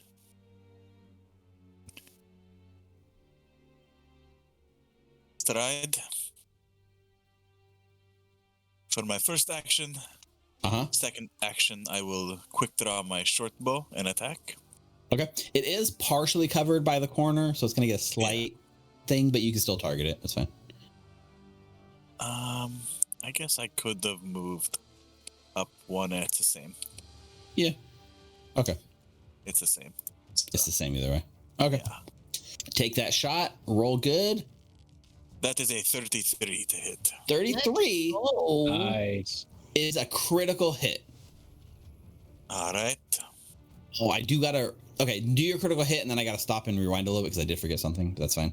That's 30 points of damage. Wow, 30 points of damage. Yeah, And, you hit this thing. It's got a humanoid body shape, and you assume it has the same anatomy underneath that a human would have, and you place that sort of arrow right where the heart would be, and it strikes true, and you see it takes quite a bit extra damage. Now, So we were talking something about... oh, go ahead. No, go ahead. Something about, like, weapon effects. Oh, do you have weapon specialization on your bow? I thought I got... You may. I thought I got that when I got level 5. That is a definite possibility. Weapon clicks, yes. So if you use a bow, you crit specialize, right? When you critically succeed against using an agile finesse, you apply the critical specialization effect for the weapon you're wielding. And so for crit against a flat-footed. Yep, and he is flat-footed, and this is a bow attack, and the bow crit specialization effect is the arrow pierces through his heart out the back, pins him to the wall, and he can't move. He's like stuck there trying to move away from the wall, and he's unable to. Nice. Until he uses like an action to break free. So yes, he is pinned there. He can no longer move. He's also bloodied in one strike. So this is where I'll pause and rewind. As you move up for just a second, that adrenaline kicked in and caused you to like not be affected, but you hear the pitiful moans from these creatures wash over you. You hear the crazed voices from the jibbering mouther creature washing over you. You're gonna have to make some saves to not be affected by it. So let's start with the piteous moan. Can you make a will saving throw? All right. This is an auditory effect. Oof, that's I don't know. 15. It's weird because hero point. It's a constant. Yeah, that's fine. Go ahead. You did earn an extra one. It like how you can do it, but I think because not everyone's making the save at the exact same time, it's like at the start of your turn. If you use your reaction to do it, it would only affect that one person, I guess. Mm-hmm. Although if you want to use your reaction to counter this, I will allow you to kind of spend that reaction and focus point, and I'll apply whatever you roll to everyone's save for the first round. It's up to you. Yeah, if you're going to apply it to everybody being so generous. Mechanically, it makes sense because it's meant to like affect, do an effect that's attacking you, but in this case, it's like a constant effect. So I will allow you to do one performance to repel, so to speak. Can I hold off on my hero point then? Yes, hold off on your hero point. All right. So this would be a performance check. 29. Nice. 29. So you can take the 29 from Hal's performance. I will right? definitely take the 29. Yeah. So Hal, you begin riffing out whatever it is you do. Describe how you're countering this musical moan, like because it's the moans, the piteous moans, and the crazed voices all mingling as it washes over your whole group. I will probably just sing something like "Get back to where you once belonged." Yeah. It's weird because it says you or your ally is affected by a saving throw, and then it says you make a performance check for you and your allies.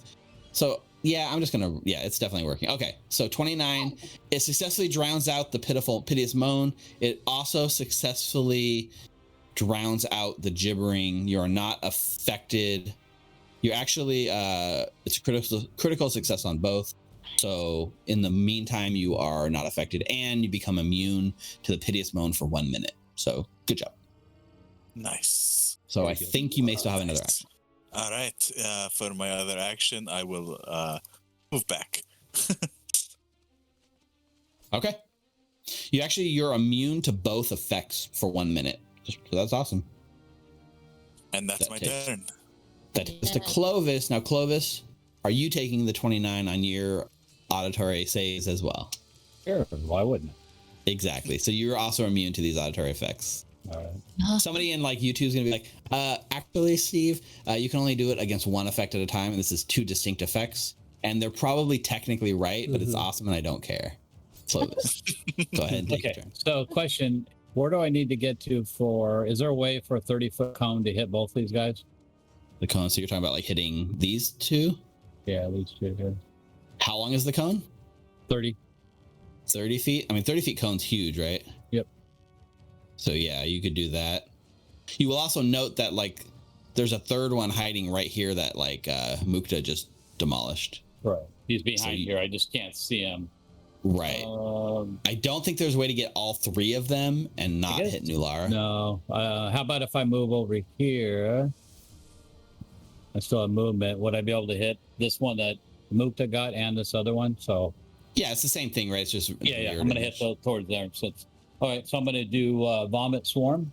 Okay. That's a Awesome. DC 21 reflex save. Okay. So let's make that save for both of them. Nice. That is a fail on both. Nice. I'll roll my damage. So join us next week for our new night, Sunday night, where we roll much better. Right. Right. We're So- so much better in combat. Yeah, it's not a critical fail, it's just a fail, so they take full damage. They each take 13 points of what type of damage is it? It's Piercing damage. just piercing damage. Also, they become sickened 1 by the effects of these bugs that continue to bite on them. And that is Yep, neither one is immune. that's my movement and my spell. So that's my turn. Sweet. That takes us to Hal. All right. Did his vomit swarm do anything to that guy in the middle bottom? Yes. It got hit like 13 points of bugs. It actually like it hit over it. The creature looks pretty sick, and you see like a lot of the mouths are now like chewing on the bugs. There's like a dozen mouths, each one like full of bugs. And it's like, like chewing it up. All right. I want to do a lingering composition Okay. for. I'm gonna make it lingering composition with courage. Roll. I'm playing my music. I believe this is your second focus point of the combat, correct? Nice. 28. That is a success. Not quite a critical success. So 3 rounds of Inspire Courage for everyone. Thank you. Through the like piteous moan and through the like crazy voices, Hal like cuts through and instills courage with his words. Good job. Can I have this guy right here? I would like to use telekinetic maneuver and shove him into this. Is it a hole you said behind him? It's like an open pit. There's like a low sort of like broken sort of railing that's like decayed to age. So you're basically pushing them back through the railing and over the edge. Oh, I would like to do that. Cool. Okay, so you're making a telekinetic shove effect. So you make the spell attack roll. I believe you're targeting its fortitude save, correct? I don't know what it is. It's a shove, right? What is a shove? I'll look it up. Put it in the thing. Yep. All right. Yep, that's fine. So a shove is against the fortitude DC. I'm gonna use a hero point on that. Hero Yes. point. Yeah. Hero point. Come Make on. it count. I'm gonna push that blob over now. Awesome. Every single time. Dude, Rick. Sunday. Natural 20, hero pointed in. There's a lot of crits in chat. Boy, that A is lot a of Chris in chats. Same thing happened last Wednesday. yeah, hero points. That's so That is cool. awesome. So it does fall over the edge of the thing. You push it back, the railing breaks. This thing starts falling like over the edge. And remember, it's just blob with like mouths and like tongues. There's no limbs or anything. So normally in like Pathfinder, when something gets pushed over the edge, they can use a reaction to like grab the edge. But in this case, he's got no limbs to actually grab and stop from falling over. So you just watch as you push him back, the rail bursts, and he falls, that like gibbering noise down the dark tunnel, and you just hear it fall for like a long time. It falls so far you don't even hear it hit the bottom. It is a long way down there, obviously. Good job, pal. I think that was good. I think That was awesome. Protect me. I like that spell. That's an awesome spell. It's 2 combats in a row you've made, or 2 sessions in a row you've made good use of it. That is so freaking. And for doing that awesome thing, I know you spent a hero point. Hero Take a point. freaking hero point back. Yes, well Awesome. deserved. Definitely well deserved. Absolutely deserved. All right, Nular.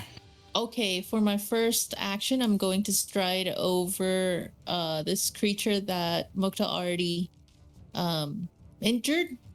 Yep, It's pinned against the wall. Yeah. So does it say if it gets immobilized? I have to look at Ooh, the... we have an attack of opportunity. Well, it might definitely be like flat-footed or something, you know. But anyways, that's fine. For now, you can go ahead. You move around it. You see it pinned the arrow. Its rubbery arms are trying to do something. The target is immobilized and must spend an interact action to attempt a DC 10 athletics check to pull the missile free. Perfect. So I will put the immobilized effect on it, which I believe gives you some extra bonuses, such as being flat-footed and stuff. So go ahead. You do move around it. You see it pinned there with Mukta's arrow. Yes, and then for my second action, I'm going to hit it with Ancora's blade. Go for it. Ancora's blade it is. 34 to hit. That's a critical hit. Awesome Sunday rolls. Yeah, Sunday. Damage. Completely destroys this thing. Okay. And awesome. as you cut through it, you slice through it. It like you watch it, like you tear it open, right? And it falls limp.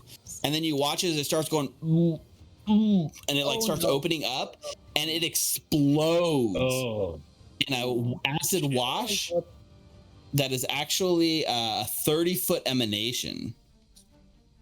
Oh, Yes, this thing explodes. So let me just a fortitude save. it's like 30 feet in every way. I think it does splash back towards Hal and Clovis, but you guys get bonuses to your save because of the corner. I'm going to give you guys a +2 circumstance bonus to your reflex save. Clovis isn't going to worry about anything.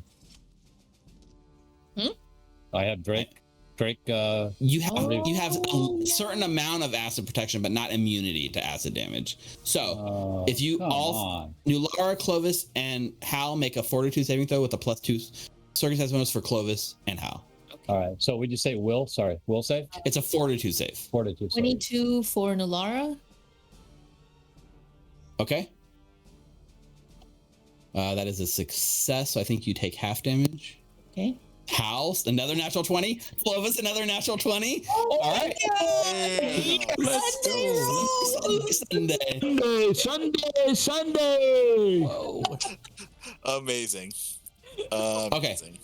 You take half of that damage, so you're actually only going to take 3 points of acid damage washing over you, and it explodes and it's no more. Okay. And then for my third action, how can I? So would I take any less than 3 because of the Drake? Well, you take 0 because you got a natural 20. Okay, so for my third action, I would like It actually, for the record, it washes completely over the other one that's on the other side. The acid splashes over it and it hits it and washes off it and seems to have no effect. The acid. I'm going to raise my shield for my third action. All right, raising your shield. That's it for my turn. All right, this one here, the one that's left, it's doing its moan, but it doesn't matter because like Hal's like made you guys immune to it. So it starts by let's see, is this close enough? It's actually not. It's going to start, even though it's slight detrimental because of the range. It goes and it spits a stream of acid at you, Nulara. The same sort of acid that just exploded on you a minute ago. But this is an actual attack roll it must make. Okay. So my shield is raised. 22 is going to miss. Yep. So you get your shield up. It splatters out the front of your shield. It then uses its when that doesn't work, it uses its action to stride forward here, and then it like it bites at you with its it claws at you. It doesn't have a good enough bite. It uses its little rubbery hand, and there's a little claw there, and it goes and brings it across the front and tries to slash you with its second attack with a slight penalty. And that's even worse. So misses, and that's it. That's its turn. These Abomination Vaults are no problem for you. Mukta, top of round 2. I'm usually dead by Alright. this point. Yeah, right. I'm going to drop my short bow, as I do. Run over here. Draw my rapier and strike. Yes, you will. Go for it. It's flat-footed because of the flanking. Get him. Indeed. All right.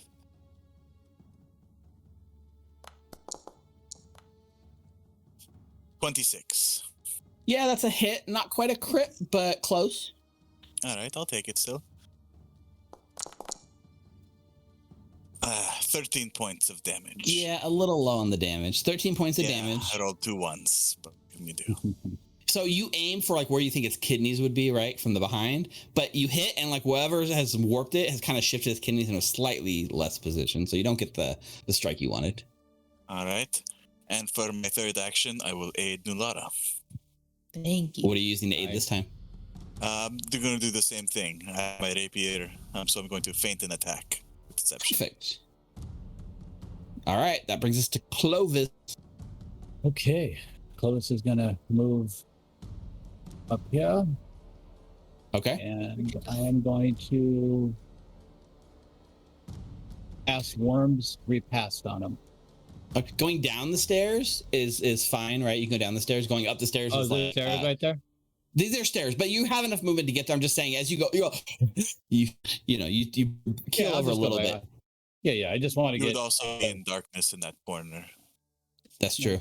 All right, I'll stay with him. You can run up there. I'm just saying, any way you go north, you're running upstairs, right? So Gotcha. it's not flat ground here. Yeah, I'll stay here. All right, you're casting Worms Repast. Yep. So this is a spell which you learned reading through Volek's sort of leftover notes, right? Yep. Maybe the first time you actually performed it. So It is the first time. on the flesh of the target, you watch as it starts growing out from just beneath the surface, and you see like little worms start eating it from the inside out, Nulara, as the worms start popping its heads up from under it. So let's make that that fortitude saving throw. It gets a 23, which is a success. So it's a success, but not a critical success, so it takes half damage. Go ahead and roll the damage. Success, it says target takes full initial damage, but no persistent You're right. damage. No persistent damage. So roll the full damage. That's still 46 damage. Wow. Dang. Yeah, I was reading that. I was like, wait, that's pretty impressive. Okay, so full damage on that. And as it starts eating it up, right? you see the skin start tearing away. It's bloodied, right? It's pushed past the point of bloodied, but not flat-footed, and it's not taking persistent damage. And the worms go away as quickly as they materialized. I'll raise my shield, and that's my turn. All right. That brings us to Hal. All right, I want to do a electric arc on this creature. Perfect. Let's see. Is this thing very dexterous? It is not. It fails its reflex saving throw. 11 points of damage. Zaps through it. It's standing there. It's got worms eating it. It's got electric coursing through it. It's been like stabbed by everyone. It's hanging on barely. Should I get another +1 for Inspire Courage? That does not seem to be on there. Yeah, you know what? Spells don't, in the current spell system that's not using all the bonuses correctly. They are literally actively working on it, and probably within a week or two, with Secrets of Magic coming out next week, it will probably be working. 12 points of damage. 12 points of damage. Still up. Can I use a recall knowledge to see maybe what this creature might be? Absolutely, you can. So if you don't have a specific lore that you're using, it's basically occultism. Okay. It's an occultism check. I will do that. 14. Oh. In the heat of this moment, right, trying to rack your brain about what this might be, come up empty. Mukta, watch out. I think that's a kobold. It wasn't a critical fail. We're doomed. Run. All right, Nulara.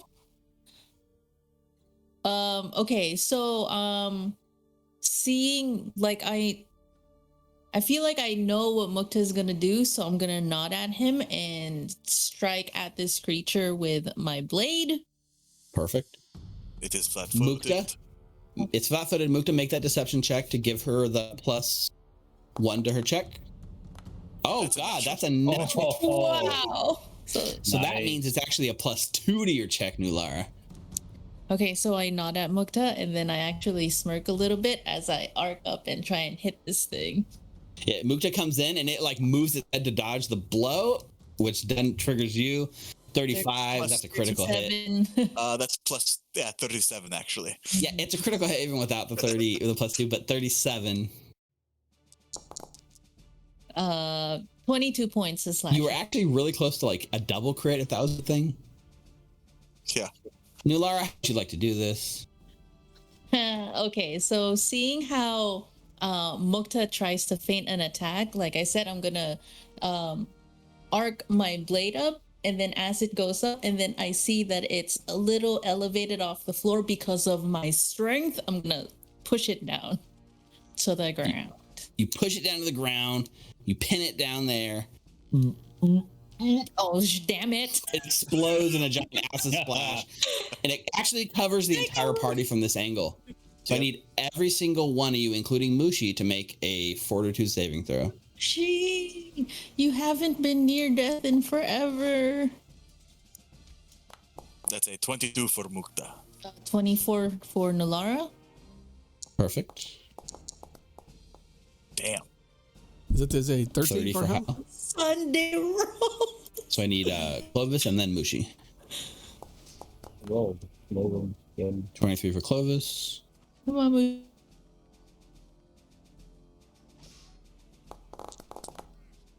So Hal, a 30 is a critical success even without being a natural 20. So you take no damage again. I think you hide behind Clovis. Clovis, a 23 is a success. So you're going to take half. So instead of 8, you're taking 4. And with your armor, it reduces it by 5, I think. So you take 0. Nice. Mukta, you also take 4 acid damage. All Nulara, right. you take 4 acid damage. Okay. Did you roll for Mushi? I did not. Give the last roll for Mushi. 8 points isn't going to kill Mushi, I don't think. He's a little tougher than he used to be, this little guy. We'll see. Am I rolling? Does he have a 42 He's dead. save? He'll have the same Yeah, save as you. defense. Yeah. Oh, Mushi only takes 4 points of acid damage as you see, like, he gets rained on and his little leaves start burning just a little bit at the fringes. He's okay. And with that, we're out of combat and you guys have successfully navigated your first fight in the Abomination Vaults proper. Let's go. I try This to is a moment for you guys to stop and with Mukta. right? Yeah, stop and reflect it like the awesomeness that you just beholded. Yeah, that was really cool. That's awesome. But again, it's a little creepy. Like, these things were very otherworldly, right? Like, these were not ghosts, they were not undeads, they were like weird contraptions of flesh. And I know that Hal like failed your recall knowledge earlier, but like this would maybe be a chance where you could stop and do another recall knowledge. Somebody could try to figure out what these things are if you've heard of them before. I would like to perform a recall knowledge as well with my occultism. Go for it. Okay, hang on. Okay. Again, I apologize, but these fleshy creatures exploded, so anything they had on them exploded with them, and the leather thing that had like dozens of mouths is now pushed over the pit. Oh, I'm untrained on occult. Can I do religion instead? You can do religion, it'll just be a little harder. Okay. So Mukta, I think at this point too, that you kind of step forward and you don't have dark vision or anything. Yeah, you have no idea, Nulara. You look over the edge of the I think you actually know, you agree, it's probably a kobold. Like Kobold 2.0. Exploding kobolds. But when you look, you peer down over the edge, and you don't have dark vision, but it goes down. The little light that is spilling out of Nulara, this pit just goes and goes and goes, and you can see the edge of the staircase go down. It feels like an endless pit from where you are right now. We could go down there, but it'll be a long way down. I also would say, as you're staring at the walls and the circular shape and the size of it, the stonework, not on the floor so much, but the walls going up and down, because it also goes down. Instead of just going down, it also kind of goes up a little bit before it ends at the ceiling above you. The white stonework looks untouched by time. It's marvelous and immaculate and calls back the interior of the Gauntlight itself. Given the shape and the position it's in, you come to the conclusion you are very likely, especially being a Warren navigator and all, you're very likely directly beneath the Gauntlight itself. This is an extension of the lighthouse.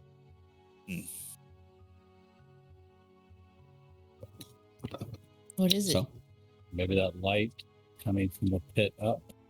You know, I'm trying to, if I remember correctly, when I was looking at Bokora's journal, she did say that she was trying to house something for Nimbaloth, right? you are correct.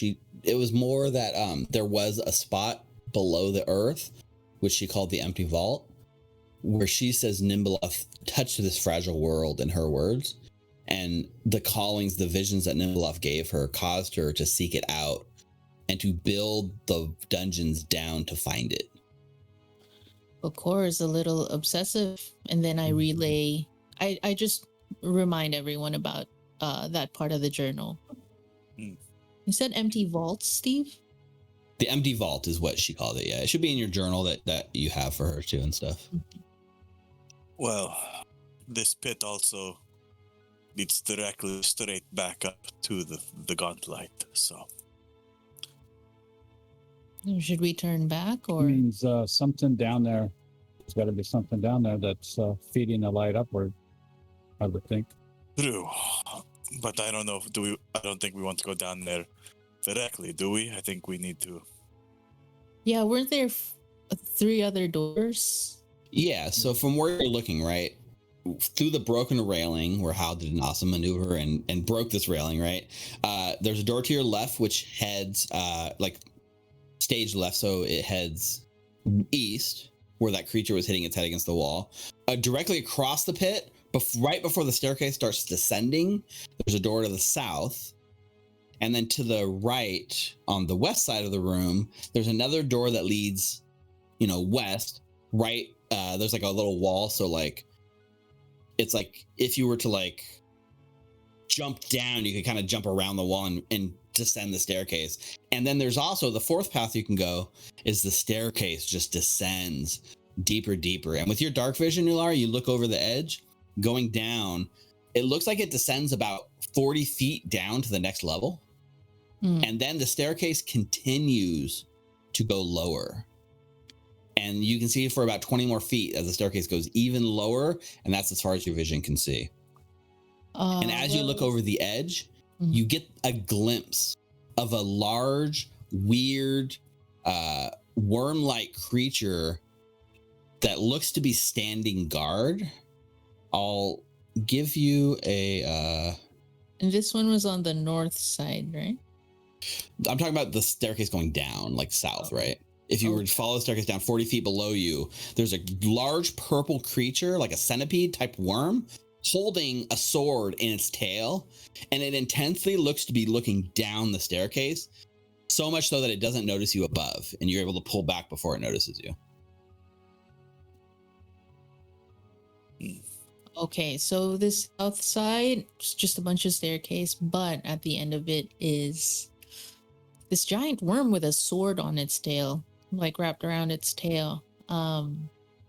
We also have these doors over here, and then I point at the doors and relay the information.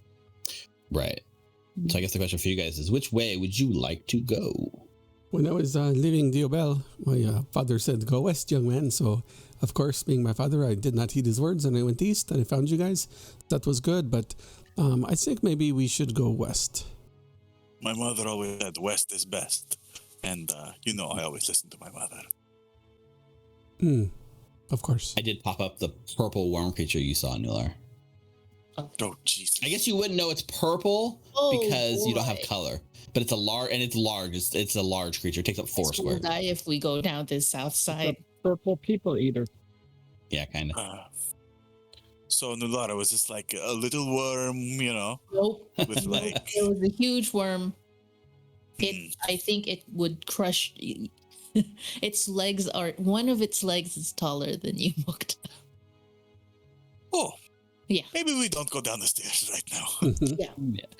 So yeah, I think if your mother and your father says, if your parents are all right with west, then we should probably go west. As long as we don't go south. Not yet, anyway. No. So you guys all get together and start to get back in your marching order. You guys didn't get too damaged in this fight. Like, you guys have been rocking this, like 2 fights in a row where you guys are like rolling through. Yeah. Right? Yeah. Critical rolls. Yeah. You guys are fighting creatures that are lower level than you, which is shiny. You guys are seeing how powerful you are, because a couple of the rough fights have been creatures much more powerful than you, right? Single creatures that are more powerful. You're realizing when you're dealing with like groups of as equal or slightly weaker creatures, you guys seem to rock the shit out of it. So that's cool. It's Sunday, so we're rolling good. And it's Sunday. We are pretty hot. So. Oh, yeah. Yes. Now I understand it. I understand it's not the devil. It's we're hot because we're hot. So Nulara takes the lead and moves up to this door, which doesn't appear locked. You open it, and as you guys kind of file into that next room beyond, you see this kind of like chamber. Rusted iron chains hang from the ceiling of this room, each ending in an oversized manacle. The octagonal eastern end of the room contains a circular pit covered by a rusted iron grate. Torn bolts and scrap metal dangle from the ceiling above this pit. A rusted set of bars hangs across the western edge of the room, creating what looks to be a large cell. Piles of scrap fill the 4 alcoves within that cell, and 3 piles of weird blob, fleshy piles sit within the cell, looking like a science experiment gone wrong. It almost looks as if a creature has been turned inside out and left in a pile on the ground. Like something turned these creatures inside out and left them here. From the one closest to the gate, a beautiful looking short bow, half encased in its flesh, sticks out the top. Found your treasure. Hey, Mukta, do you see what I see? I also definitely see it. Immediately, Mukta, you notice with your trap finding ability It's not so much a trap, but this rusted grate will give out if any significant weight is put on it. I walk forward. Wait, I grab onto it real quick. What? Wait, What? that grate over there. I don't think it would even support my weight. So, be careful where you step. That weight is not so great. Is that great? Doesn't carry much weight? If you step on it, it'll be dead weight. You're getting pretty good at this, Mukta. It's so interesting to be adventuring with a songwriter because everything that comes out of you guys are rhymes. I'm a poet and I did not even know it. But your big feet showed it. What do you want to look at? What are we seeing? Right. The other thing too is like from here, there's doors that go to the north. There's doors that go to the south. There's this rusted grate, and this holding cell that now holds 3 inside out turned creatures that are just like lying there on the floor.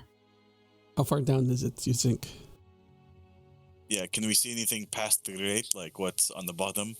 You'd have to get a little closer. You'd have to step into the room and get a little closer, but that's fine. I'll step quietly, trying to not get these creatures' attention. Yep. You look down and it looks like a dark pit. And then Nulara puts her shield out to give you a little light because and then you see it like through this sort of like rusted grate going down. It looks like there's about a 20 foot to 25 foot fall if you were to fall through this grate. And you can see below it, it looks to be just another level of the dungeon, just an empty room right below this.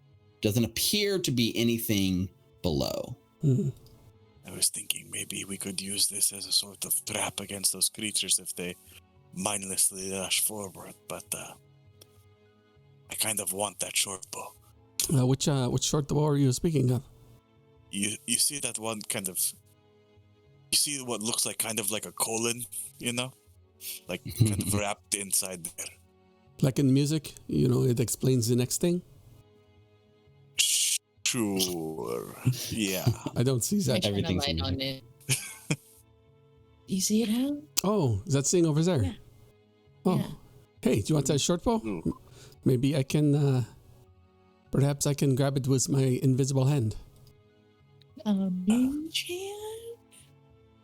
You haven't... Oh, I forgot you had the invisible hand. You didn't forget the other night. Wow. All right, flashback. They were drunk. Oh no, that's not what, friends. That's not what I meant. He was. Oh, that's what you meant. Oh, you let the cat out of the bag. What happened, you guys? He was pouring me some ale. He was pouring me some ale, and I was taking it from his table to where he was pouring it. Then I was bringing it back to me on the stage. Don't you remember? It's okay. We understand. Please, you guys were drunk. We get it. Soki never kisses and tells. Hey, good for you guys. But yeah, absolutely, you can whip out your mage hand and try to finagle this bow out of this creature. That's what I said the other night. Nulara, I told you they were acting awful funny that morning, didn't I? You thought it was That's a hangover. true, I told you they couldn't even look at each other in the eyes the next morning. So Maybe they how said some things can to you each explain to me what is the weight limit on your mage hand? Yes, I will pop it open in the chat. I know we're higher level, so it must have heightened by now. It must, or it might not do nothing. At 3rd level, you can target an unattended object with a bulk of 1 or less. 1 bulk is pretty good, huh? Yeah, it's actually much better than it was before, right? Mm-hmm.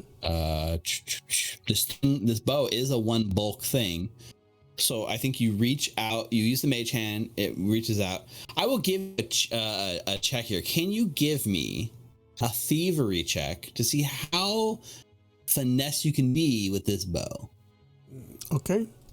Let's see.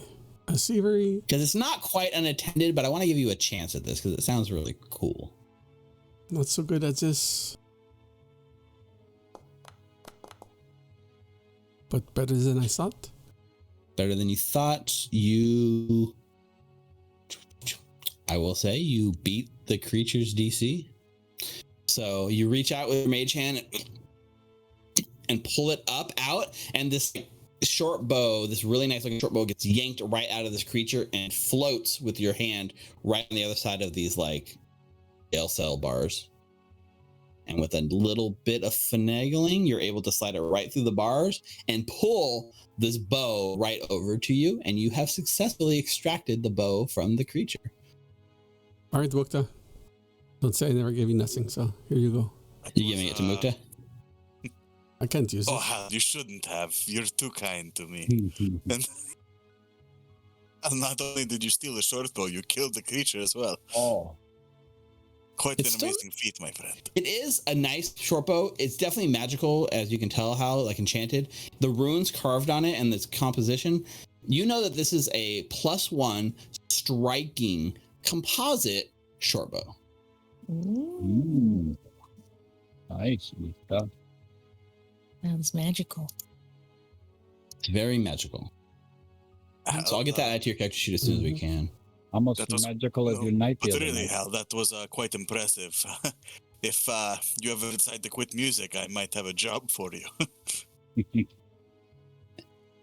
And then I think as you guys sit here, like have this like finishing like kind of conversation, you see like in the back, this creature that you thought up to the point maybe it was dead. The one in the back kind of like shifts a little bit and like rolls over and stretches its like body a little bit. And you can tell, oh shit, these things are not dead. They are actual live creatures that are like somehow turned inside out and still surviving. And you have to make a quick decision of whether you're going to head north or south or back to which way you came. But unless you want the scene to wake up and notice you're here. I'm going to go closest to the south door because I guess the other point, just to be safe, right? This thing is inside a cell and the bars are really tiny, so it couldn't actually get out if it wanted to. Okay. Sorry, I was trying to move my token. I don't pretty trust sure- that at all. So. Yeah. That's just the apparent situation. I'm not gonna. I'll go to the south Which way door. does your mama tell you to go besides west, south or north, Mukta? Whatever is quickest away from these creepy creatures. So south. What I'll say is, you guys end up like rushing out of the room to the south, right? Down this like hallway, and it opens up. It turns south. This hallway has some like nice sort of features to it, right? It has like frescoes painted. It looks like you have pictures of like warriors and monsters fighting each other's on the wall. Ah, And immediately you come across like a set of doors on your left.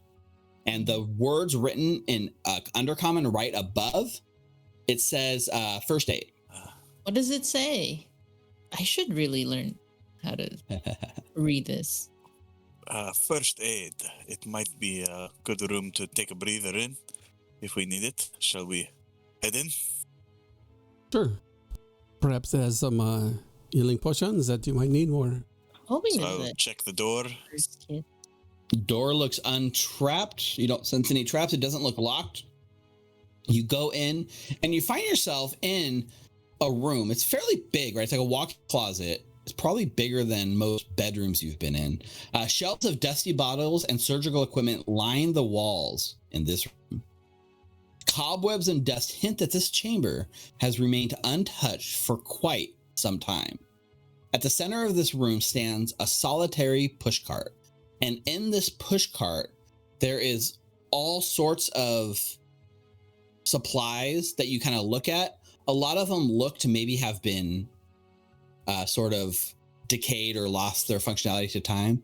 But in fact, you do find quite a bit of usable materials. So let me drag this this item to the treasures. This is the supply closet treasure item you can raid. There's a couple of healers kits, including one that looks fancier, which is called an expanded healers kit. There's 2 wands just hanging on this cart. There's a bottle of some sort of like weird vial that looks to be alchemical reagents that you could just use in general alchemy. And then the other 3 things are 3 potions of some sort that you have no idea what they do. So I'll let you guys sort through that gear and kind of have a minute here to role play it out and figure out. But this is a good point for you guys to like retreat in here, kind of close the doors, catch your breath, and figure out your next step as you raid the supply closet. Right, you found the first aid kit. I will refocus my focus point. Perfect. Yeah. So I've been asking for like first aid lessons from Clovis. So I was gonna ask if I could have one of the healer's kits. Of course. Yeah. Okay. Yep. Sweet. Is it in the thing, or did you drag it to party loot, Steve? It should be in the supply closet item on the page. Oh, I see. It opened it up. Oh, wait, no. All right. I'll take the expanded pillars tools, but that's cool. Sure. Why don't you take those wands as well? It's my down. Okay. And as you I will say, like, as you guys go through the cart and figure out who's taking what items and stuff, just to kind of fill the space and give a little bit of the story that you kind of come across. There's some like paperwork here, like a clipboard, and as you look through it and kind of try to figure out what this room or even this floor is about, you can see that there's like a list. It basically is like listed as like gladiators supply list, and there's a lot of stitches and band-aids and like scalpels and things of that nature. And as you raid this and look at some of the stuff, especially that's discarded, the splints, the things like that, it seems like this is some kind of first aid station that they would use to tend to warriors after battle, gladiators of some sort. And it kind of matches the frescoes you saw painted out on the wall where there's people and humanoids fighting monsters and stuff. Whatever this was like the kind of stuff you'd expect to find in like a boxing match cornerman stuff to help people patch them up after a fight. And this push cart could be pushed out and rolled further into the dungeon to wherever, it needed to go. It's like a nurse's station. Huh. How interesting. I haven't seen these types of rooms in a while. I'm going to look for the hidden snacks. Okay.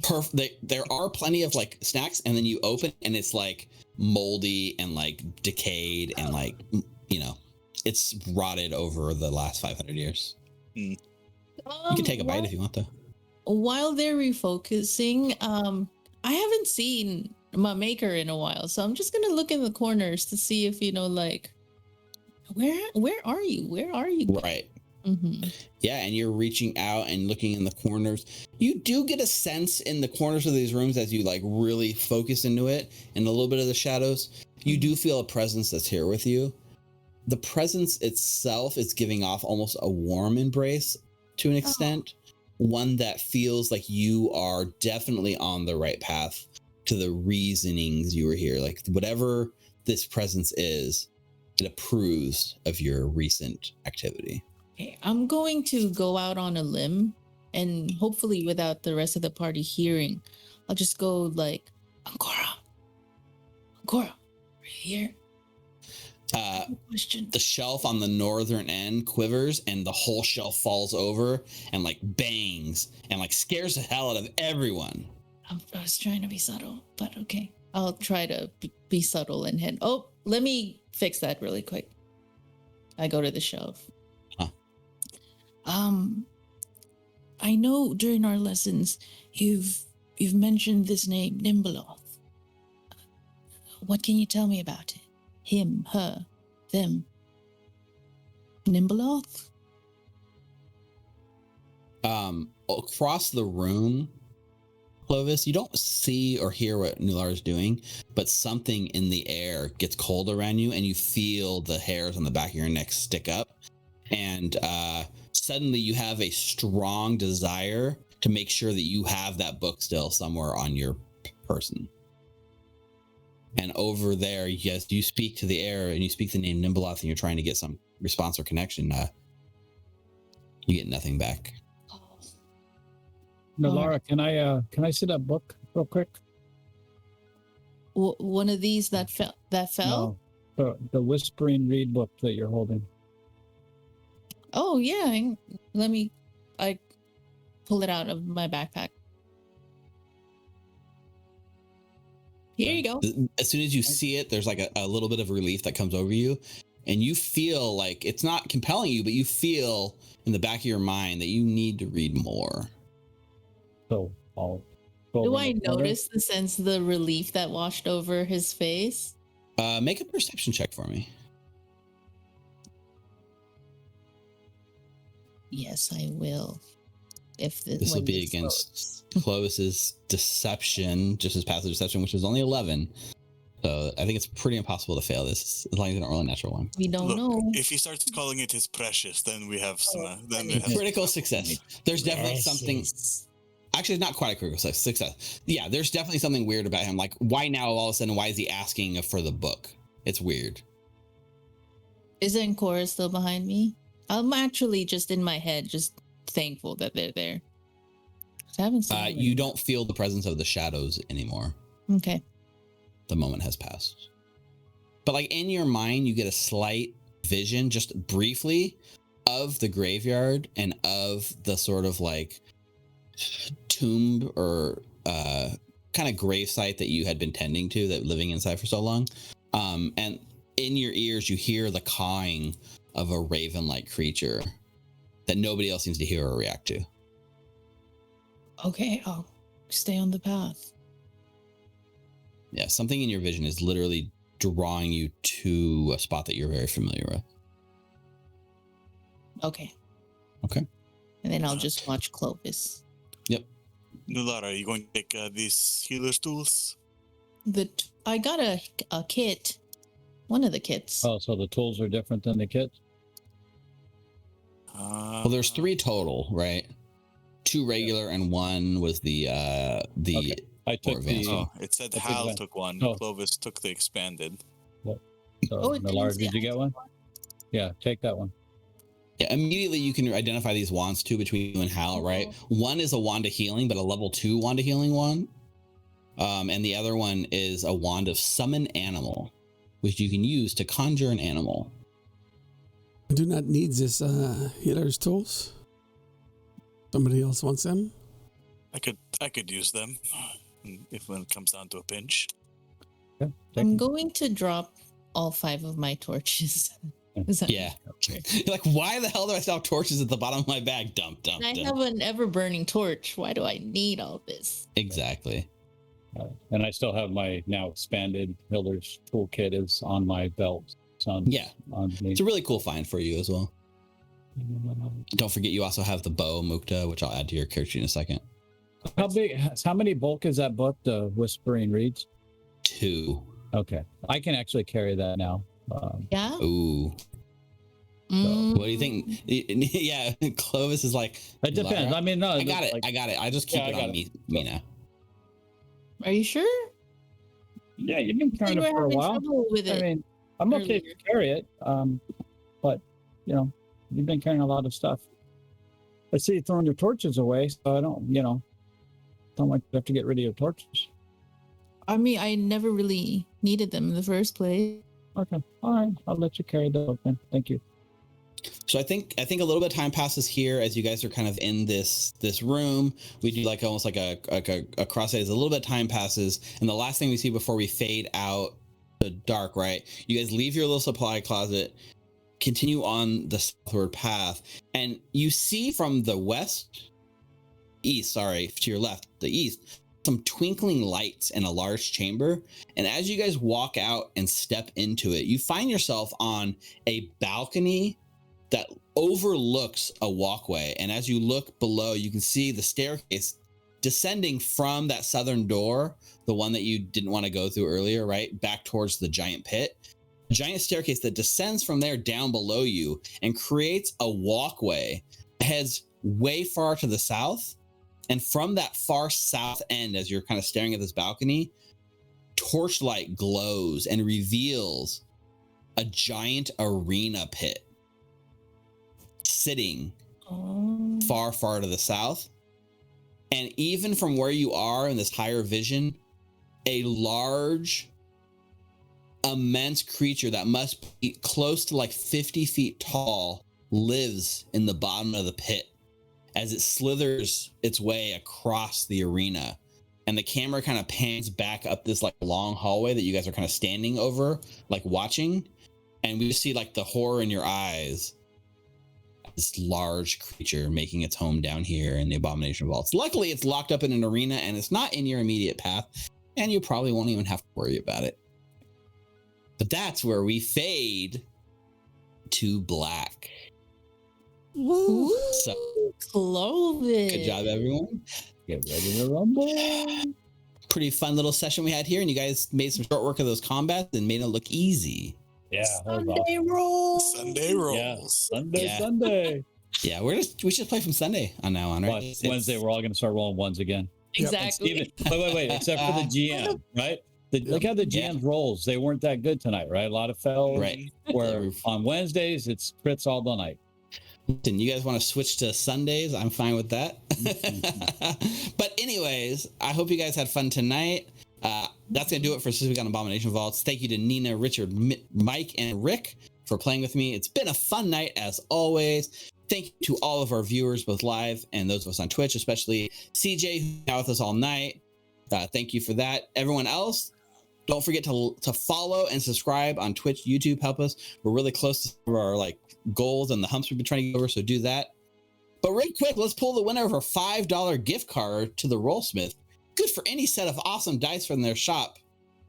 Well, no surprise, the winner is phenomenally CJ. Congratulations on winning your set of the Rollsmith dice. Pick one, your favorite set. We know scientifically proven the ancient White Temple dice set will guarantee critical 20s on every roll. I think Hal has the orb.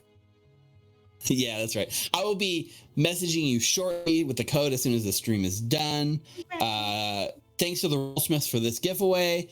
Check out their website, therollsmith.com. Thank you to Molten Hosting for providing our server hosting and making it so easy to use and giving us fun skits to do. Yes. Use the referral code Recall Knowledge. That's one word for your first month free. Check them out at moltenhosting.com. I hope you all enjoyed this episode of Hands of the Devil. Join us next week as the party continues their encounter with these weird fleshy creatures, and we can see if just maybe they become the subject of experimentation themselves in the hands of the devil. Until then, stay safe, stay healthy. Goodbye. Sunday bye. Sunday.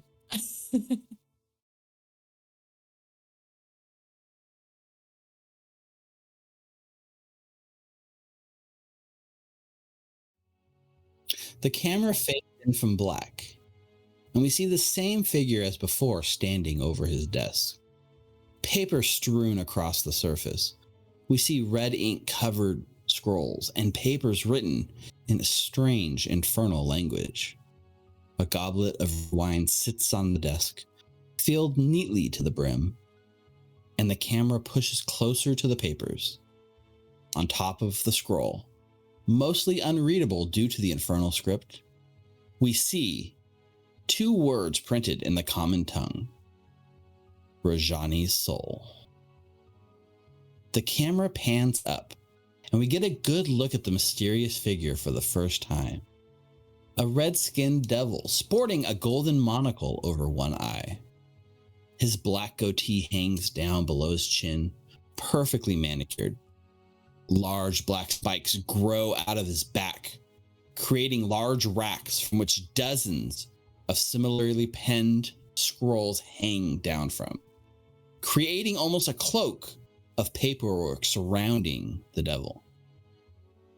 Suddenly, we see him remove the monocle and look surprised around the room. Though we, as the audience, cannot see what he's reacting to, we hear him whisper, "Ah, the barrier is down." Right on schedule. With a grin, he places the monocle back in and calls for his assistant. "Sizik, get over here now. I've got a mission for you to hand out. An urgent request." As Sizik flies over, we see a small imp. She can barely contain the discontent in her face, but the devil doesn't react to it. We cannot hear what is being said, but Sizik nods before flying off towards a large, ornate door carved with a pentagram. As Sizik touches the door, she disappears. The devil sits down, a smile returning to his face as he picks up the goblet. Now, the game begins.